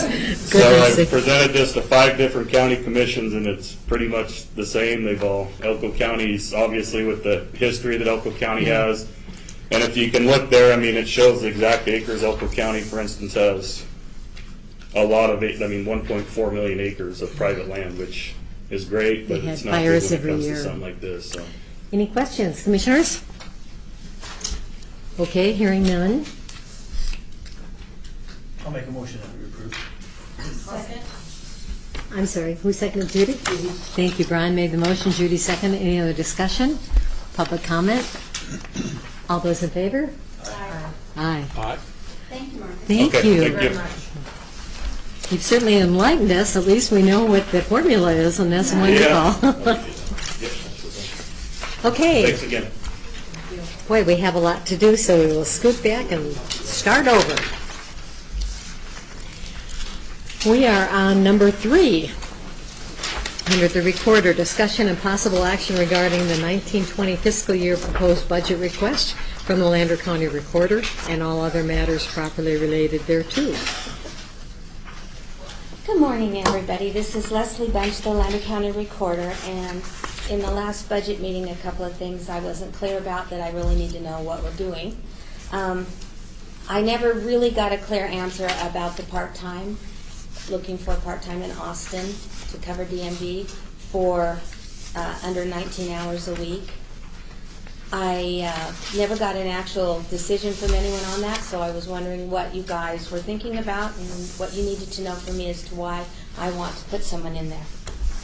Well, I think as far as the clarification, it totally was left out because it wasn't included. I guess that's what I always say. We did not include it, and because it wasn't picked up and mentioned, then it wasn't approved. But since it's on the agenda again, if there's any other discussion, we want to continue with that, because as far as Austin, and I spoke to it before and I'll speak to it again, it is a part-time office. We'd like to have it open all the time. We'd like to have somebody training, as has been the history, that somebody knows how to step in. It's a little bit different, and they are kind of on their own. And I know you send people down occasionally, but not all the time. I mean, our office is closed a lot. We have part of it's because it's part-time, but there again, Gail has a lot of time coming, and she likes to spend a lot of time with her family. I know, and there's medical issues too, so we'd like to have somebody in that position to step up, and I think that was the basic reason. So it's on the floor again. Specifically for a position in Austin. Right. However, we may bring the individual here to work with us a little bit because we're a little more active in training, but just so that they get a little bit more trained, and there's places to stay here then. Just on the job training. Yeah, just on the job training. It would be, what I really like is what Gail does. And she works not only the DMV, but she helps with recording research. She also does stuff for the clerk now and then. She does things for the assessors now and then.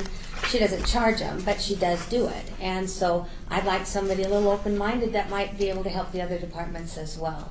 But DMV is a very intricate and very difficult job to learn, and you just don't sit down and, okay, I've got it. You don't. And so I was hoping to get somebody started, and no, I have no one in mind, and no, I have no, I haven't done anything on it other than discuss it with Gail, and we just both feel it would be nice to have someone that can step in when she's not going to be there. And I'm sorry, we haven't been going as often as we should. We don't always have a lot of information about when she's going to go, but we will be able to cover a little bit more than we have in the past now anyway, until we can get someone established. So it will take time for someone to learn how to do it on their own. So we would need to send someone to train her or bring her here when Gail is there, or him, whichever. Anyway, I'm forward thinking. I'm trying to think ahead. So Gail, is she full-time? Part-time. No, she's a part-time. Yeah, as well. she works Monday through. She's the only one in the county that will ever have the schedule she's on, and it was kind of grandfathered in with her. She works Monday through Wednesday and half a day Thursday, and she's not open on Thursday. She takes the deposit to Fallon or to Battle Mountain, depending on what is her pathway at the time. Well, I think it seemed like it was presented before that it would be a position in Battle Mountain that would go down to cover in Austin. And as long as it's an Austin position. That's not correct. It was not a Battle Mountain position to go down and cover in Austin. No, it was just Austin. So I'm sorry if that came across incorrectly.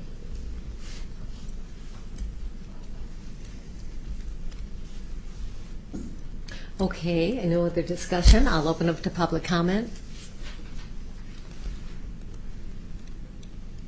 Okay, commissioners? Well, I'll make a motion that we budget a part-time for Lander County, for the Lander County Recorder's Office for Austin. Second. Thank you. Kathy made the motion that we approve that part-time office for Austin, and Commissioner Clark seconded that. Any other discussion? Public comment? All in favor? Aye. Aye. Okay. And you're staying for the next one, right? Thank you. I'm still on the same one. Oh. We were going to bring back and since it was part of the budget, the vehicle that the Argenta Justice Court gave to the Recorder's Office. One of the questions that the commission had at the time was the funding. And through research, I have found that the funding was completely done by the administrative, I don't know how else to say it, assessment fees of the Argenta Justice of the Peace. So it was not county funds that funded that Toyota vehicle. He then assigned it to the recorder's office with no cost to the county at all. No budget change in my budget to receive the vehicle other than taking $3,000 from one account, putting it into another account to open up a gas and oil fund so I could basically manage it. The question was also asked about the vehicle as to why it didn't first get approved by the commission before it came to the recorder's office, and that is because never has any vehicle that transferred within the county gone to the commission as far as I know. And I did research that. There's been vehicles moved from the assessors to the clerk, back to the assessors, to Keith's office. There's been vehicles go from the sheriff's office to, I had heard, now this, don't quote me, to the hospital. And there was never a question about that part of it. So I do not understand why this particular vehicle would be a question when we would use it for primarily going to Austin, going to take our maps, going to classes, going to training, and I don't see an issue. So it's covered under our insurance though, right? Yes, it is. It Okay. was before, and it still is. Okay. And that's the primary reason why it needed to come before the commission, is it was coming from the JP's office to the county, where the county now will have the responsibility of that vehicle.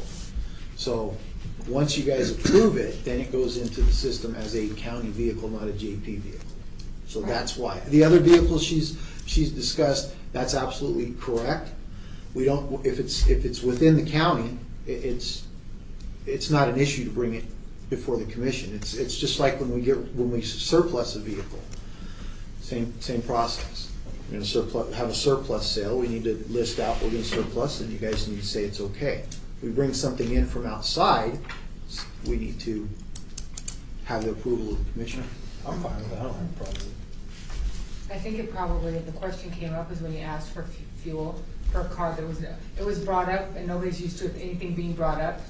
You see what I mean? So it's like, Fuel, I'm sorry. like when you asked for your gas and fuel line, so you were bringing something in front of us, in front of it, that had never been brought before. Right. So you're like, And well, don't you have to literally- so it was the first time it would have been done. So then I think that's probably where a question, where everything else has been departmentalized, and they have a fuel and oil line, so they never did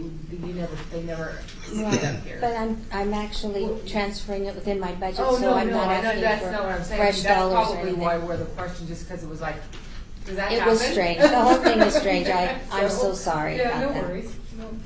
So, Okay, so do we need a motion? We don't need a motion or anything. It's back to the county again, right? Yes. So it's just an explanation, clarification, but we don't need to do anything. did she need her gas and oil line now? Yeah, I would. So we But didn't mean, approve that, Cindy? Oh, okay. No. Well, I I asked her. I think we do need to approve it though, because if we're adding it to the county insurance, then we Yep. have to approve that. It was already on the county insurance. So, There's no change there. so- I don't know Gas how and that oil line, happened right? or why, but it It's the only is. thing that needs to be just figured out, put in there, right?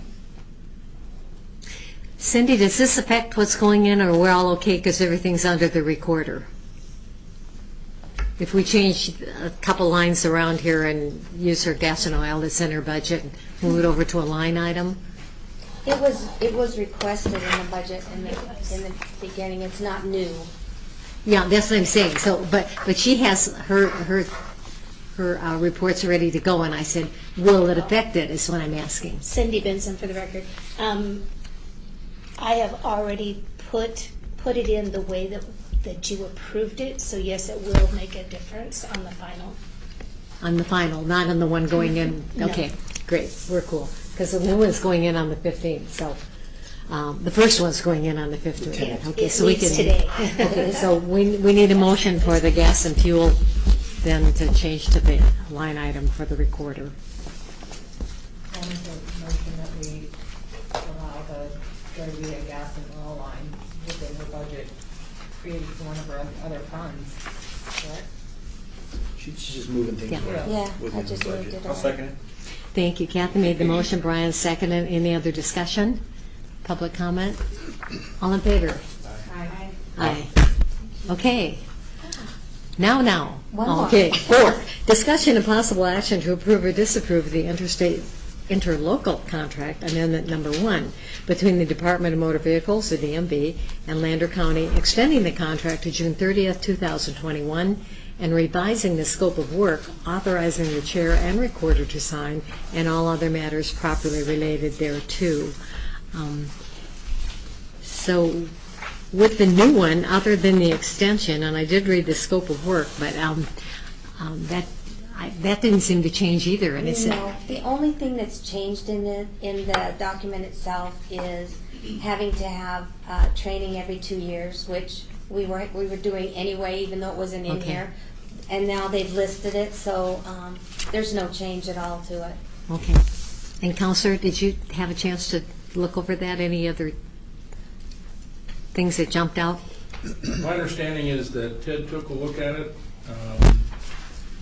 It kind of like, I was going to say looking in a mirror, but that's maybe not a good way to express it. Okay. It's same old, same old. Okay, got it. Okay, I do have a question. yes. Just, Leslie, Yes. I don't remember if it's an Assembly bill or a Senate bill, I believe it's 401 that deals with odometer readings and taxing on vehicles, registration. Right. Okay. Do you know anything about that? I can tell you that if your vehicle is less than 9 years old, you have to have an odometer reading. If you buy a new vehicle, you have to have an odometer reading. A vehicle greater than 9 years old does not require an odometer reading. Okay, but this also deals with a fuel tax. And see, because I'm not And it at hasn't that happened. level, I get the end result. So when they're done disputing and they're done with the state, DMV, because as a contracted person, I'm not in on their rules. Until it gets done, then I get a list of all the changes and what that's going to affect. At this point, I'm keeping up with the recorder's office changes. So I have no say. I was just curious. And I if don't you- know. And if you had any idea of how, if there's additional costs involved in this. Right now I don't know if there's any additional cost. Nothing has been indicated to me in any way.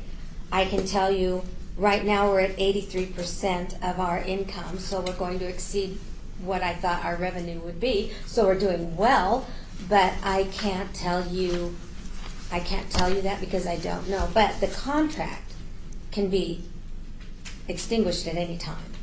It does say within, I think it's a 30 30-day out. time. If we find that it's not going to be a benefit and it's going to hurt us in any way, we can always stop Well, it. But I haven't heard anything yet, and I don't usually until the end. I don't think it's an issue of wanting to extinguish the contract. I was just curious, as far as work-wise, how much more it's going to put on the DMV, plus if there'd be any additional charges with the DMV services. From my angle, from what we do in our office, I can't see that being an issue. I will tell you that everything is computerized as far as what the charges are, so it wouldn't be an inconvenience to us.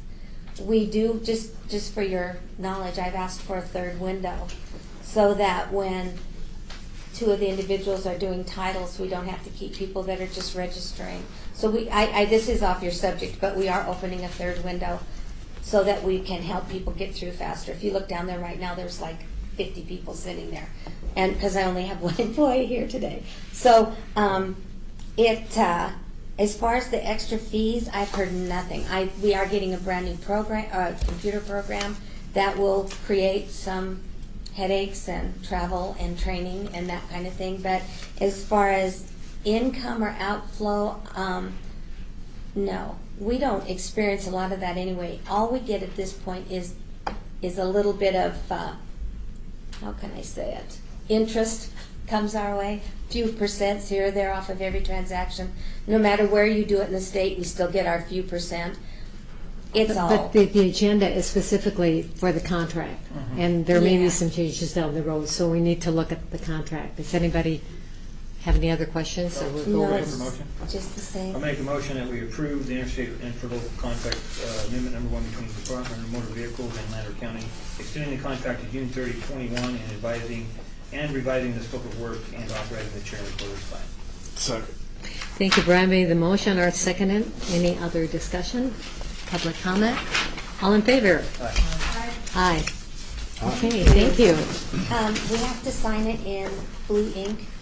Goes to them. Oh, you, okay. Okay, we are under the clerk. Discussion and possible action to approve or disapprove the addition of 1 full-time position to the Lander County Clerk's office and all other matters properly related thereto.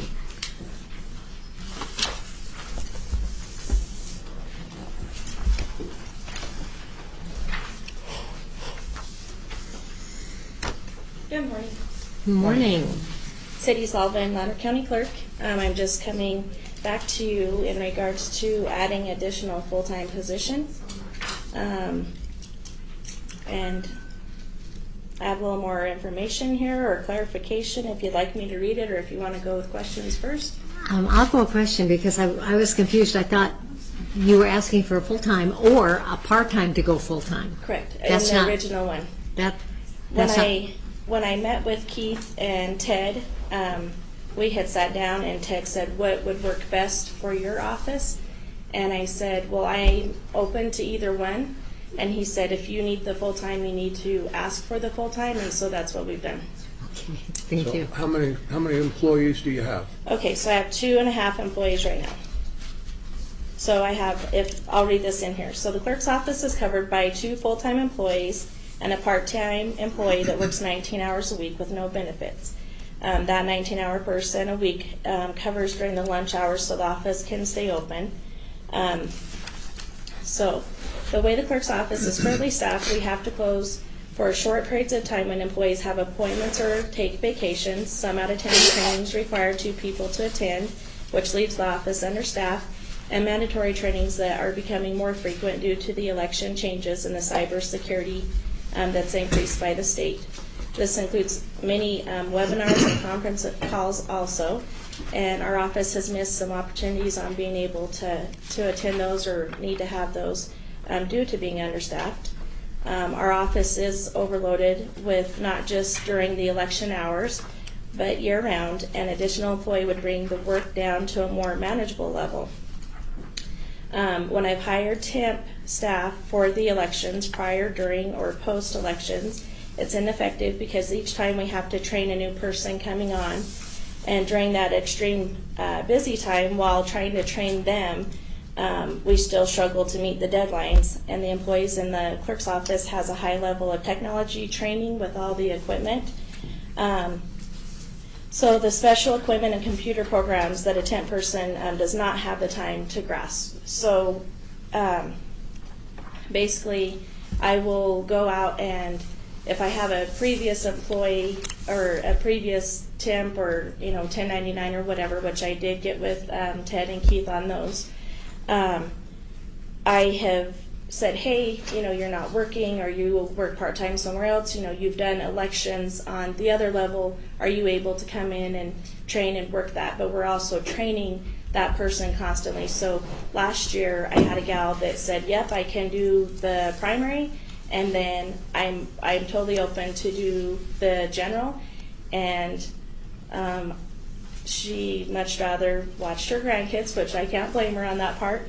But also, you plan on the person coming that's already worked that primary and has learned that knowledge during that time, and then you're grasping for another person. So each election, I'm bringing great people in, but also it's not a consistency to stay on top of things and have that knowledge. So that's why I've asked for 1 full-time position. So that would give you 3.5 positions? Correct. Well, by the time the legislature gets done, you'll probably have some more work to do, too.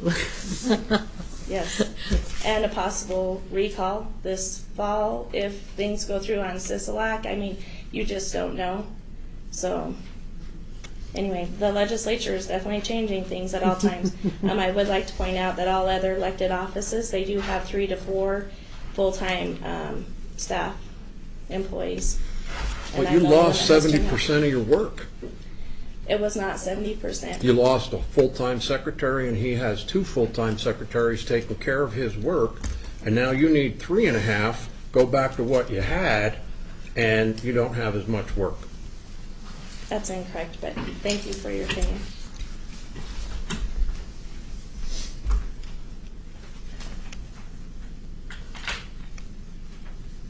So you were, before you, so this time you're asking for 1 full-time, where prior you were asking possibly just for another part-time person? I'm willing to take what I can get. So if my part-time can go to full-time, I would be more than happy. The reason why it was on the agenda this way is with the discussion that Ted and Keith and I had, and Ted said, you know, what is going to help you the most? And She asked for an either-or the first time. Yeah, so I was Either trying one to- is And now fine. she's I'm been fine with advised to go with that. this. I'll give you a full-time, Or- but not 3.5. Or if I could even, and I don't know, we would have to look this up through Pool Pack or what have you, if I had a part-time as archives and a part-time as election, you know, then there's not the benefits. That's something that we would have to look into. There wouldn't be any benefits on either side, but it would be splitting. As long as they're not Hers. both doing the same job. Right, It- and so that's the where problem is I do comes need to in. cross-train. If an employee's, if you have 2 secretaries, so to speak, doing 2 half-time jobs, Yeah. then PERS is gonna wanna know why you have 2 half-times Right. instead of 1 full. And that there's. But we could make that part-time she has a full-time. Just a full. Yeah. And then we can look at it on an oncoming basis or needed basis, you know, every year as we do our budget. If there's Right. changes in the state, it requires more work out of the clerk's office, rather than adding a full-time, I would feel better just increasing that full-time to The halftime a to half-time to full-time. full-time. Okay. Okay, since that, For a excuse me. total of 3. Right. I don't know if you brought this up, but when we had our meeting, you and I and Ted, you had some new mandates that were gonna go into effect, or there was a chance they'd go into effect, which in our meeting, we thought it was be justified to show the either Are or. you, yeah, so on the mandates, are you, I had mentioned in the previous budget meeting that there can be that possibility that's gone to the legislature that our early vote, are you speaking on the early vote, how many? Yes. There'll be additional days that they're requiring for early vote. There could be, Last-minute registration. same day registration is another thing that will be, and then also, I don't know, they tried to put it through last legislature. They're trying to put through a 3rd election to where it'd be a presidential. I haven't followed that bill, where they would have a presidential election by itself, a primary, and a general. So I think those were the 3 topics that we Yes. spoke of. So it'd be extending early vote for longer than what we already have of 12 days. The same day voter registration, so they can come in and register that day, and then go sign and carry on and vote. And then also the possibility of the presidential separate election. But all those things are handled with your 1099 workers, right? Not with what we've looked into as far as the hours. You can't go over a certain amount of hours, and so that's something that Ted and I and Keith went over. So the 1099s, well, yes and no. There's 2 parts to your question, actually. So yes, the early voting, and that is through my 1099s. Okay. I have a question about the agenda.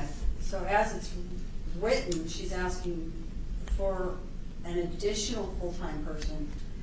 But if we were to allow her to take her part-time position and make it full-time, that she has to eliminate that part-time position. Is the verbiage okay for that? I mean, if we say, okay, fine, we'll give you the full-time, but you gotta, in essence, Well, fire your part-time? The motion would be to make her part-time person a full-time person, Right. which would be the addition of a full-time. For the total of 3. 3 people. Well, no, Yeah. I understand that, but as it's written, it really doesn't give you that option. I think your first remarks were probably to the point, and that is, if you choose to, for lack of a better way of characterizing it, make a third full-time position within the clerk's office, it would have to include the elimination of any of the existing part-time. Otherwise, you'd have to re-agendize it. Right. Thank you. Well, I'll make a motion that we add one full-time position to the Lander County Clerk's Office for a total of 3 positions for day-to-day operations in the clerk's office. I'll second. Art made the motion for a full-time. Brian seconded that. Any other discussion? We don't have to say with the elimination of the halftime. I think you'd be better off doing that. That's what. With the elimination of the halftime, well, I said 3 He full-time. did say 3 full-time, yeah. With the elimination. Well, that would eliminate Okay it. with the amendment? Yes. Okay. Yeah. All right, well, all clear on that. Any other public comment? All in favor? Aye. Aye. Aye. Okay, thank you. Thank you much. Brings us under Commissioners. Number 7, discussion and possible action to approve or disapprove a request by Lori Price, President of the Lander County Historical Society, to place a women's suffrage centennial marker at the Lions Club Park or beside the Welcome to Battle Mountain sign and all other matters properly related thereto. Good morning, Hello, Lori. Lori Price, President, Lander County Historical Society. I gave you hopefully some pictures that you can understand. I gave you a little information about the Capitol Hotel and its significance to Battle Mountain. And the other one is, I'm assuming you understand, I was trying to show you where the Capitol Hotel would have been. So what I would like is permission to put the marker at either location, because at this point we don't know exactly where the committee that this is coming from would like it to be. She told me that it didn't have to be right where the Capitol Hotel was. So our thinking is where the Capitol Hotel is, where the sign would probably be like in front of the fence by the bathroom. I'm thinking the hotel might have been right in front of those trees, those big trees. There's not a lot of people that will see the sign if it's put there. So if you put it right by the welcome sign, Welcome to Battle Mountain, it's only within, maybe 200 yards. So people would be able to pull in, look at it, take pictures or whatever. And so what I'm asking for is permission from the commissioners to allow us to put that sign there. And Bert kind of indicated that he would be willing to do that for us when the time comes. Sorry, hope I'm not putting you on the spot. So I didn't have to get out there and dig and put that sign in. Well, I think it's kind of exciting history-wise to think that it all happened right here in Battle Mountain. I'll make a motion to authorize the Historical Society to place a women's suffrage centennial marker located near the Welcome to Battle Mountain sign on Front Street. I'll second. Thank you. Judy made the motion. Kathy seconded. Any other discussion? Did you say or in the park? If you want, or near the park? Yeah. Okay, I'll add that. Put it where you want it. Kathy, you okay with the amendment? Yes, I am. Okay. All right. Any other public comment? All in favor? Aye. Aye. Okay. Thank you. Thank you. Thanks, Lori. Who's actually paying for the sign? The, what is it called? It's a foundation. Because I saw some with the information and they're saying maybe you should ask for money, and I thought, didn't say so on the agenda, but I did wonder. Well, they want us to have a little ceremony. I didn't ask for money for that, so I'll probably come back and let you know when that's happening. Great, thank you. Or send an invitation. Yep. And they want us to put it in the Bugle or whatever. And if Bert puts it in, and that's Great. the only cost, I guess, is the Thank you, cement Lori. and the labor. Number 8, discussion and possible action to approve or disapprove posting an advertisement in the Battle Mountain Bugle for an alternate board member for the Central Nevada Regional Water Authority Board and all other matters properly related thereto. So I asked for this. Actually, Lou Lonnie had asked if he could be put on the Central Nevada Regional Water Authority Board as an alternate. And it's, in speaking with the executive director of the board, we can have 50 alternates if we'd like. He didn't have a problem with that. But also, in light of Frank leaving the board, that would also create a vacancy. So I think we can kind of kill two birds with one stone with that. So we need to get going on an advertisement. Okay. Yep. So I'll make a motion that we approve posting an advertisement in the Battle Mountain Bugle for an alternate board member for the Central Nevada Regional Water Authority. I'll second. Thank you. Judy made the motion. Kathy seconded it. We'll be advertising. Any other discussion? Public comment? All those in favor? Aye. Aye. Okay, number 9, discussion and possible action to approve or disapprove the closure of Cedar Street in Austin on April 27, 2019, from 1 p.m. to 3 p.m. for the Lincoln Highway Car Show and all other matters properly related thereto. And we do have some information in here, and it looks like everything's been signed off, Ron and all of them. Michelle, anybody there in Austin? Sure, there's people here, but there's a chamber. No, nobody that's, okay, well, I think it's self-explanatory. Unless anybody has any questions, then I'll try and answer. It's for our big car show. I'll make a motion that we approve the closure of Cedar Street in Austin on April 27, 2019 from 1 p.m. to 3 p.m. for the Lincoln Highway Car Show. I'll second. Do we need authorization to sign on that one, I think? And authorize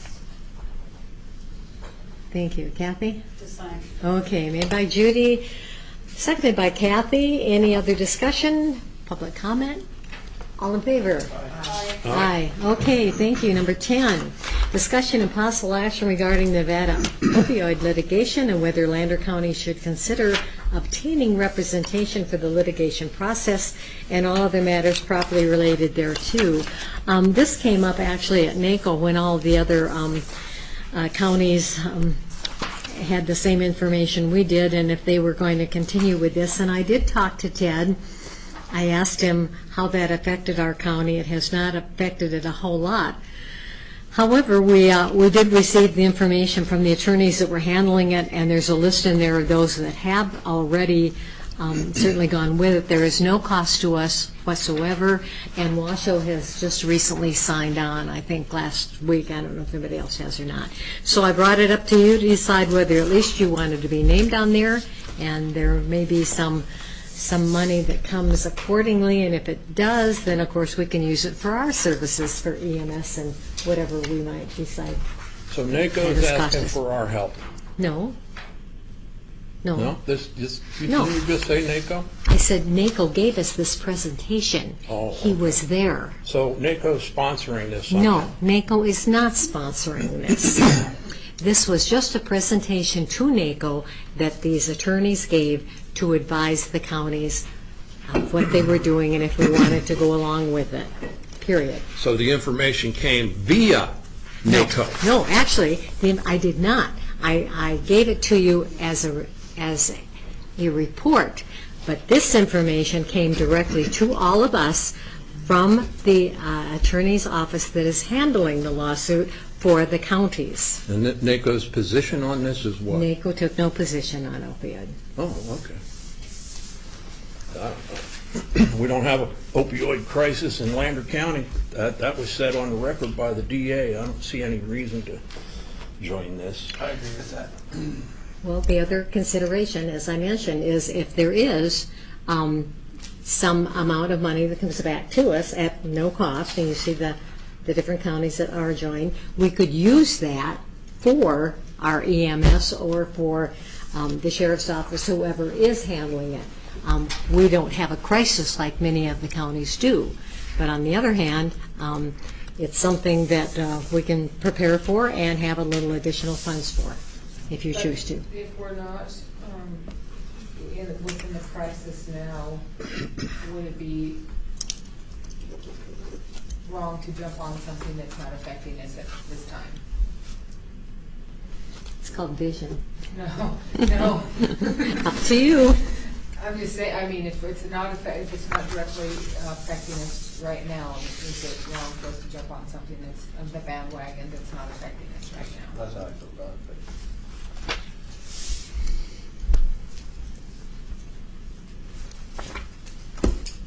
Okay, no motion, no action? Okay. No action on that. We move on to number 12. Discussion and possible action to create a pay scale for part-time seasonal employees' wages to begin at the same rate as the same position as a full-time employee and all other matters properly related thereto. So what we've done, we've sat down and looked at our part-time employees, and we took the part-time employees, for instance, a seasonal lifeguard or a part-time lifeguard, and we put them to start in the same wage as a full-time lifeguard. They're doing the same job. They have to have the same requirements as the full-time position. They're just working less hours. So we brought them up to the base scale, base wage of a starting lifeguard, as an example. I think, but just in the working world, I don't think that's the case. So, I mean, I see how maybe with the lifeguard situation, but what about every other situation where you hire a part-time person for your golf course? You're going to make the same wage as your full-time. I did, when I worked for Ron. I started out and then progressed as raises came. I got every raise. As a part-time? As part-time. And I was gonna mention that, yeah, the sheriff's department does that currently. They take their part-times and they start them at the same wage as their full-time. So I would like to address the golf course employees. They do the same job, but it's just in that short period of time. So they have to have all the same requirements or meet all the same requirements or obligations. At full-time, it's just less hours per week or pay period. Well, I'm just surprised that it hasn't been this way, because when I worked part-time at the sheriff's office, I started at the entry level for that position. Okay. There's from somebody who started at the sheriff's office making $3.35 an hour. Seriously, it took forever to be like they are now, and I think it's wonderful because when you do get people in, you get, for the most part, serious, and you're able to keep those part-time people. Where if they don't make enough to do any good, then they don't stay. Yeah. Where if they do, if they're making what everybody else is making, it also is a comfort that they're making what everybody else is. It's not like this. So you're able to retain people, I think, a little bit better when they're pulling the same wage. And we had, I use the lifeguards because they are a good example. We had part-time lifeguards doing the same job as the full-times at just over $9 an hour. And our full-times are in the $15 to $17 range. They start at around $15. Well, we have this legislation facing us for $12 an hour minimum wage. Right, exactly. Yes. So how, then this does affect the budget. Have we adjusted the budget accordingly? Is there money in there? Probably looked at, right, so you can, Liz went over that.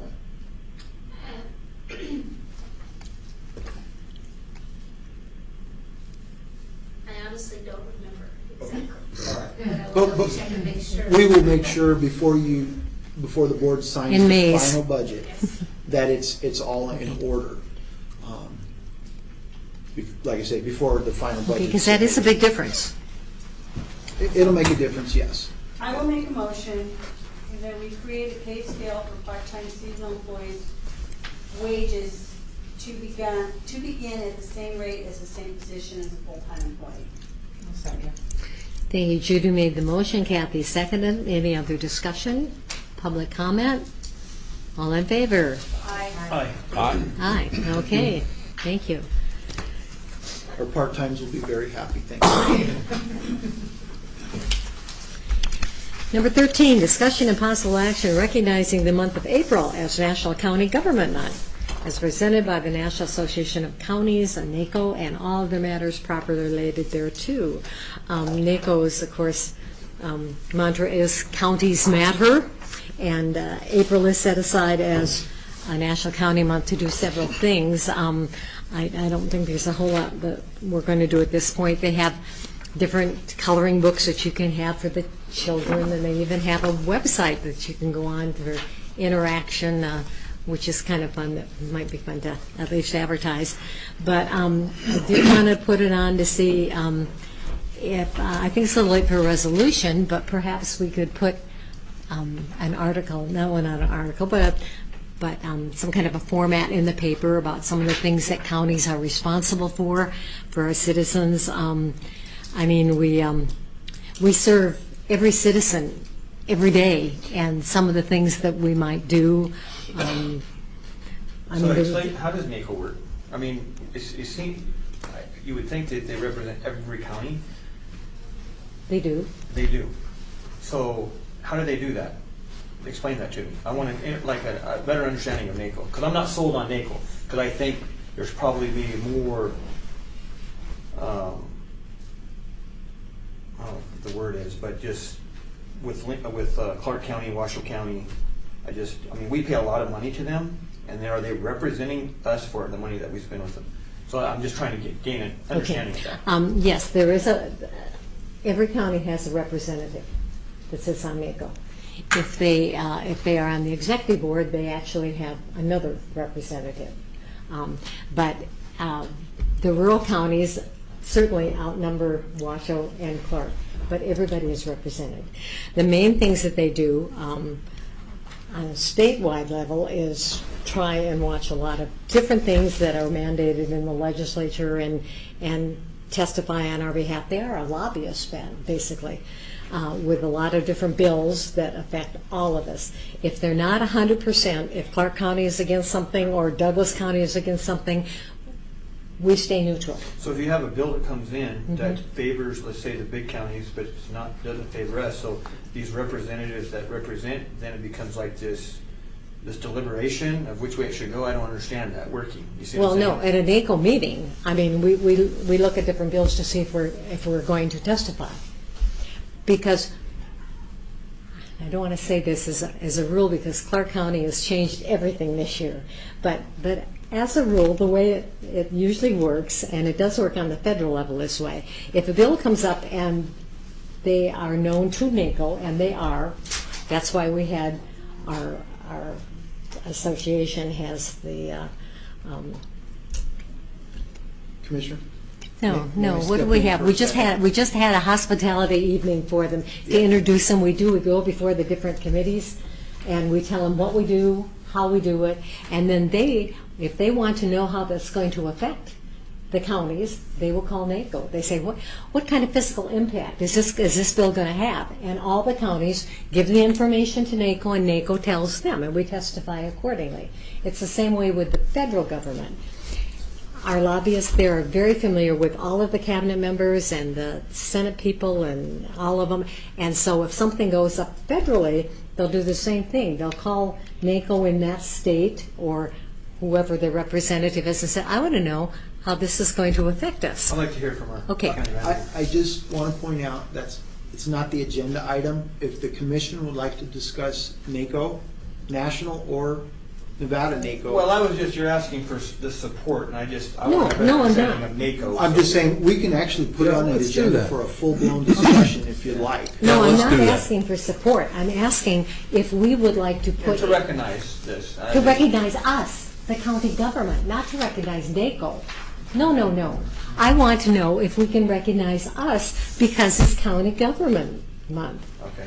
Yeah, I'm not recognizing NACO. Okay. They're the ones that gave us the information. All right. Okay. And it is declared Did you write that down? government month. Okay. Okay. And I'm sorry, you're absolutely right. It's off the subject, and no, that isn't where we should have gone. But I said, since it's too late, thank you. No, it's a resolution. I had read it. Yeah, if it's too late for resolution, could we just get together with Keith and just do something that says, these are the services to our people that we provide you as a government. And I'd like to do that this month. That's all. We could put it in the paper, I mean, however you'd like to advertise it. Yeah, I mean, over the whole area, we, what county governments do over 40%, 46% of the American roads, and we handle over 38% of the bridges, and I'd like to just tell them some of the services that we provide. Yeah. I wondered why I had so much. Okay.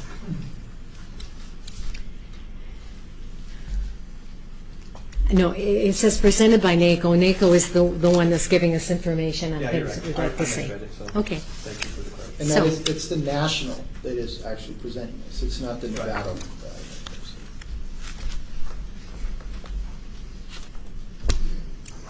No?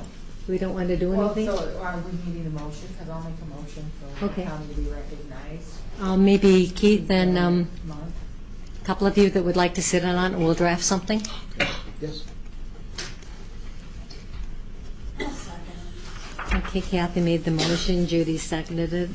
As long as it's in this month, we're okay, so we could get together and do that. Any other discussion? Question? Sadie Solomon for the record. Public comment. On this item too, I can put it in our notes, and I believe it will go under our proclamations as we recognize the radon and that type of thing, and maybe we can catch it a little bit sooner for next year for April, so that way we can bring it before the board in January, February. So then that way we are a little bit ahead of those, and we've done the radon and a couple other ones, and they're under our proclamation. Fire Prevention Week. Yeah, would that be the proper? Resolution is what we usually do, but like I said, it's too late to do that, so I thought we'd just do maybe a bullet. Okay, so this isn't a proclamation? No. Recognizing like our radon and that type of thing? No? Okay. Thank you. All in favor? Aye. Aye. Any opposed? Thank you. Finance, discussion and possible action to approve or disapprove the amended resolution 2019-01, directing apportionment of the marijuana establishment tax and all other matters properly related thereto. And if you all remember at budget, we changed that, so we need to have a resolution making that right for Miss Cindy to put the proper amounts to the proper places. I will make a motion to approve the amended resolution number 2019-01 of the Board of Lander County Commissioners, the resolution directing appointment of marijuana establishment tax received in the month of January 2019.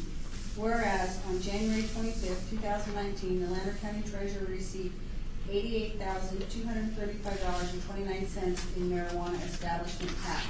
And whereas it is the desire of the Lander County Board of Commissioners to appropriate the marijuana establishment tax to the Lander County Lander Economic Development Authority Fund 015, $20,000, and to the General Fund 001, $66,235.29.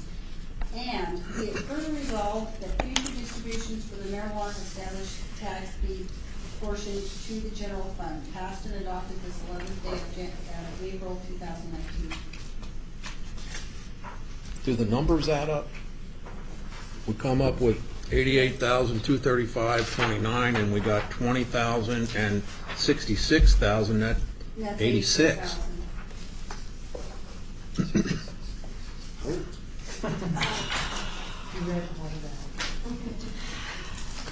Cindy Benson for the record. Sorry, I made a mistake. So can I amend my motion to read, whereas it is the desire of the Lander County Board of Commissioners to appropriate the marijuana establishment tax to the Lander Economic Development Authority Fund 015, $20,000, and to the General Fund 001, $68,235.29. There you go. That will do Thank it. you, Art. Is that math backwards? Do I have a second? I'll second. Thank you. Judy made the motion, Art corrected, and Kathy seconded it. Do I need to add and authorize the chair to sign? Amended. Amended. Thank you. Actually, do we all sign that, don't we? No. Just the chair? For the record. Oh, you just put down how we vote. Correct. Got it. Thank you. Any other public comment? All in favor? Aye. Aye. Any opposed? I've got a Thank you. question on this, Keith. How come, obviously, they sold more pot this last year than before, and how come we got the same amount? It's the same amount that's set aside for all the people that don't have establishments. That was set aside. Was it 5 million? Okay. I think. But the amount was the same they set aside. So, That same amount is divided yeah. Okay. the same every year. So it wouldn't make any difference. Number 15, discussion and possible action to approve or disapprove Resolution 2019-02, setting the fiscal year 2019-2020 tax rate for the General Fund 001 and the Youth Services Fund 001. They're all the same? Well, there's no math in this one, so. And all other matters properly related there, too. I will make a motion to approve resolution number 2019-02 of the Board of Lander County Commissioners, a resolution setting the fiscal year 2019-2020 tax rate for the General Fund 001 and the Youth Services also in Fund 001.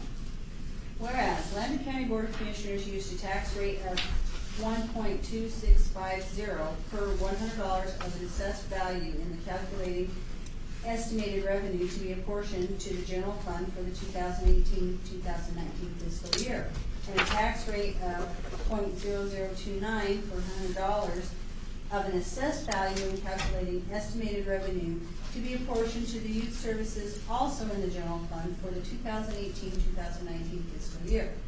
And whereas the levy on youth services mandates a tax rate of 0.0009 per $100 of assessed value needed to fund youth services.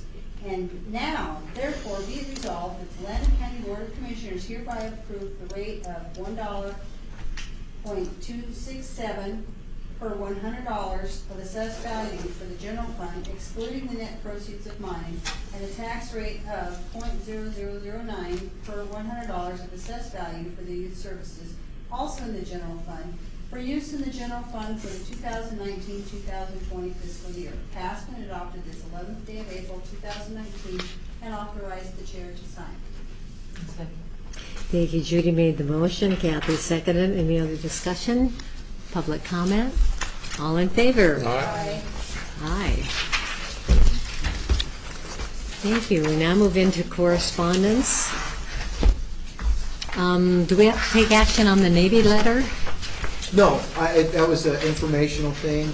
Okay. We'll watch it. If it needs to be brought up, or if there's any comments. that And need to be made. NACO's doing our response on that anyway. They're representative on that.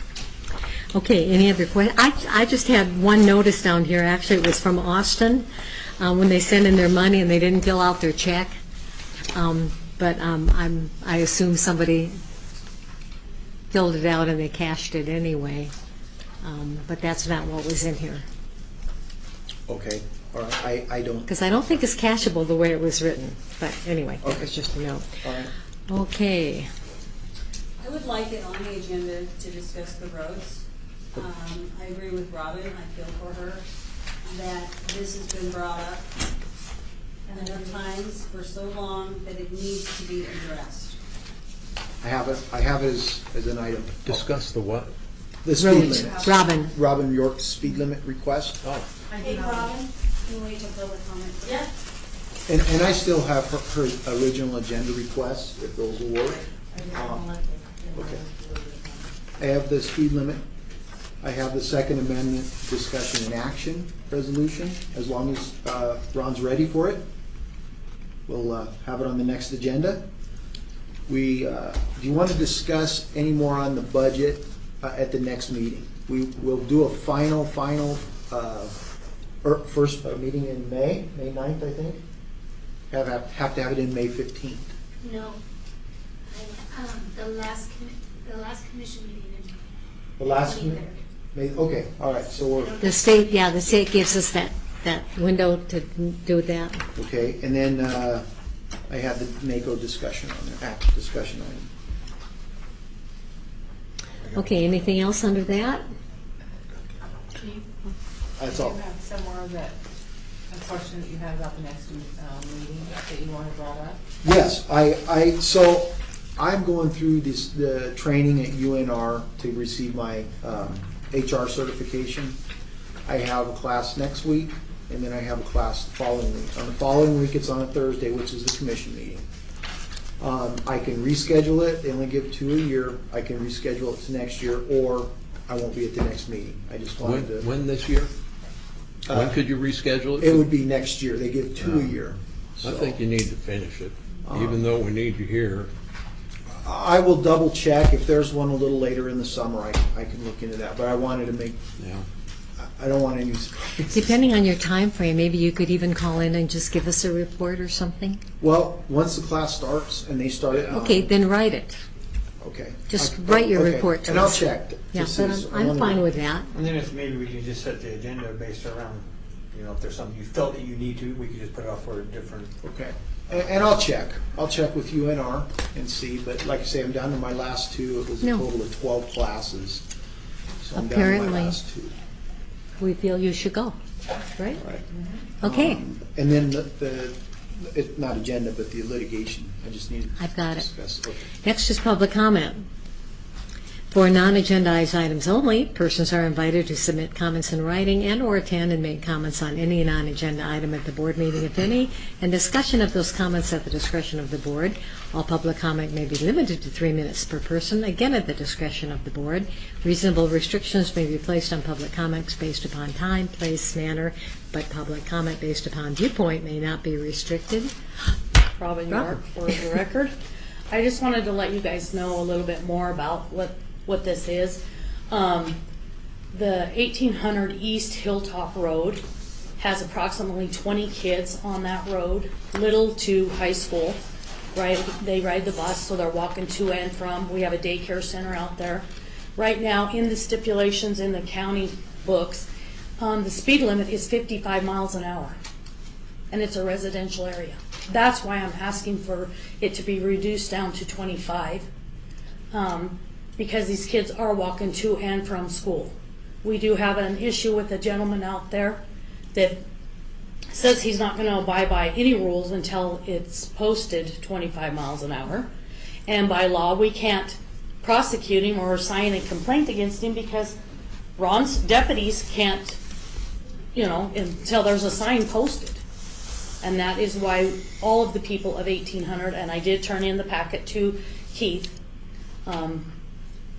several years ago. And like I said before, it does take time, but I don't think it takes 6 years. And like you said, he's going to try to get it on the agenda. But this, I wanted you to know a little bit more about what's going on that road, because it is 55 miles an hour in a residential area out on a hilltop, and it's 1800 East. Thank you, Robin. So just as a little background, that was discussed at a meeting last year, and that there needed to be some research done on it, and that the DA was going to look at how to write the resolution. So I'd actually like to get it back on just to see where things are I think at. the other thing is too, is I think it was also wanting to include part of Millshoe. Right. Yeah. That there were some other roads to add, and that was kind of one of the things that also delayed it was. But if we're not going to get all those added in, if we have to deal with one road at a time, then why can't we deal with one road at a time? And we can't, yes, and that can be done. At last year when it was discussed, the discussion was. It was grouped. It would be all grouped together. We can certainly look at individual roads. Okay. That's fine. I thought that the ordinance for Lander County was 45 in outlying and 55 on the frontage road and other roads that the state control. 55 in the county, and then Bert? state. Yeah, Bert Raines for the record. It's 55 on all county roads except for Hilltop, which is at 45. Okay. And everything outside of town boundaries is 55 by ordinance. Okay, we have a litigation meeting directly, and we have pullback at 1 o'clock. Yes, that is correct. It will be on Robin. Thank you. Thank you. No other public comment? Okay, motion to adjourn? Motion to adjourn? Thank you. Judy made the motion, Brian seconded. Vote it up. All in favor? Aye.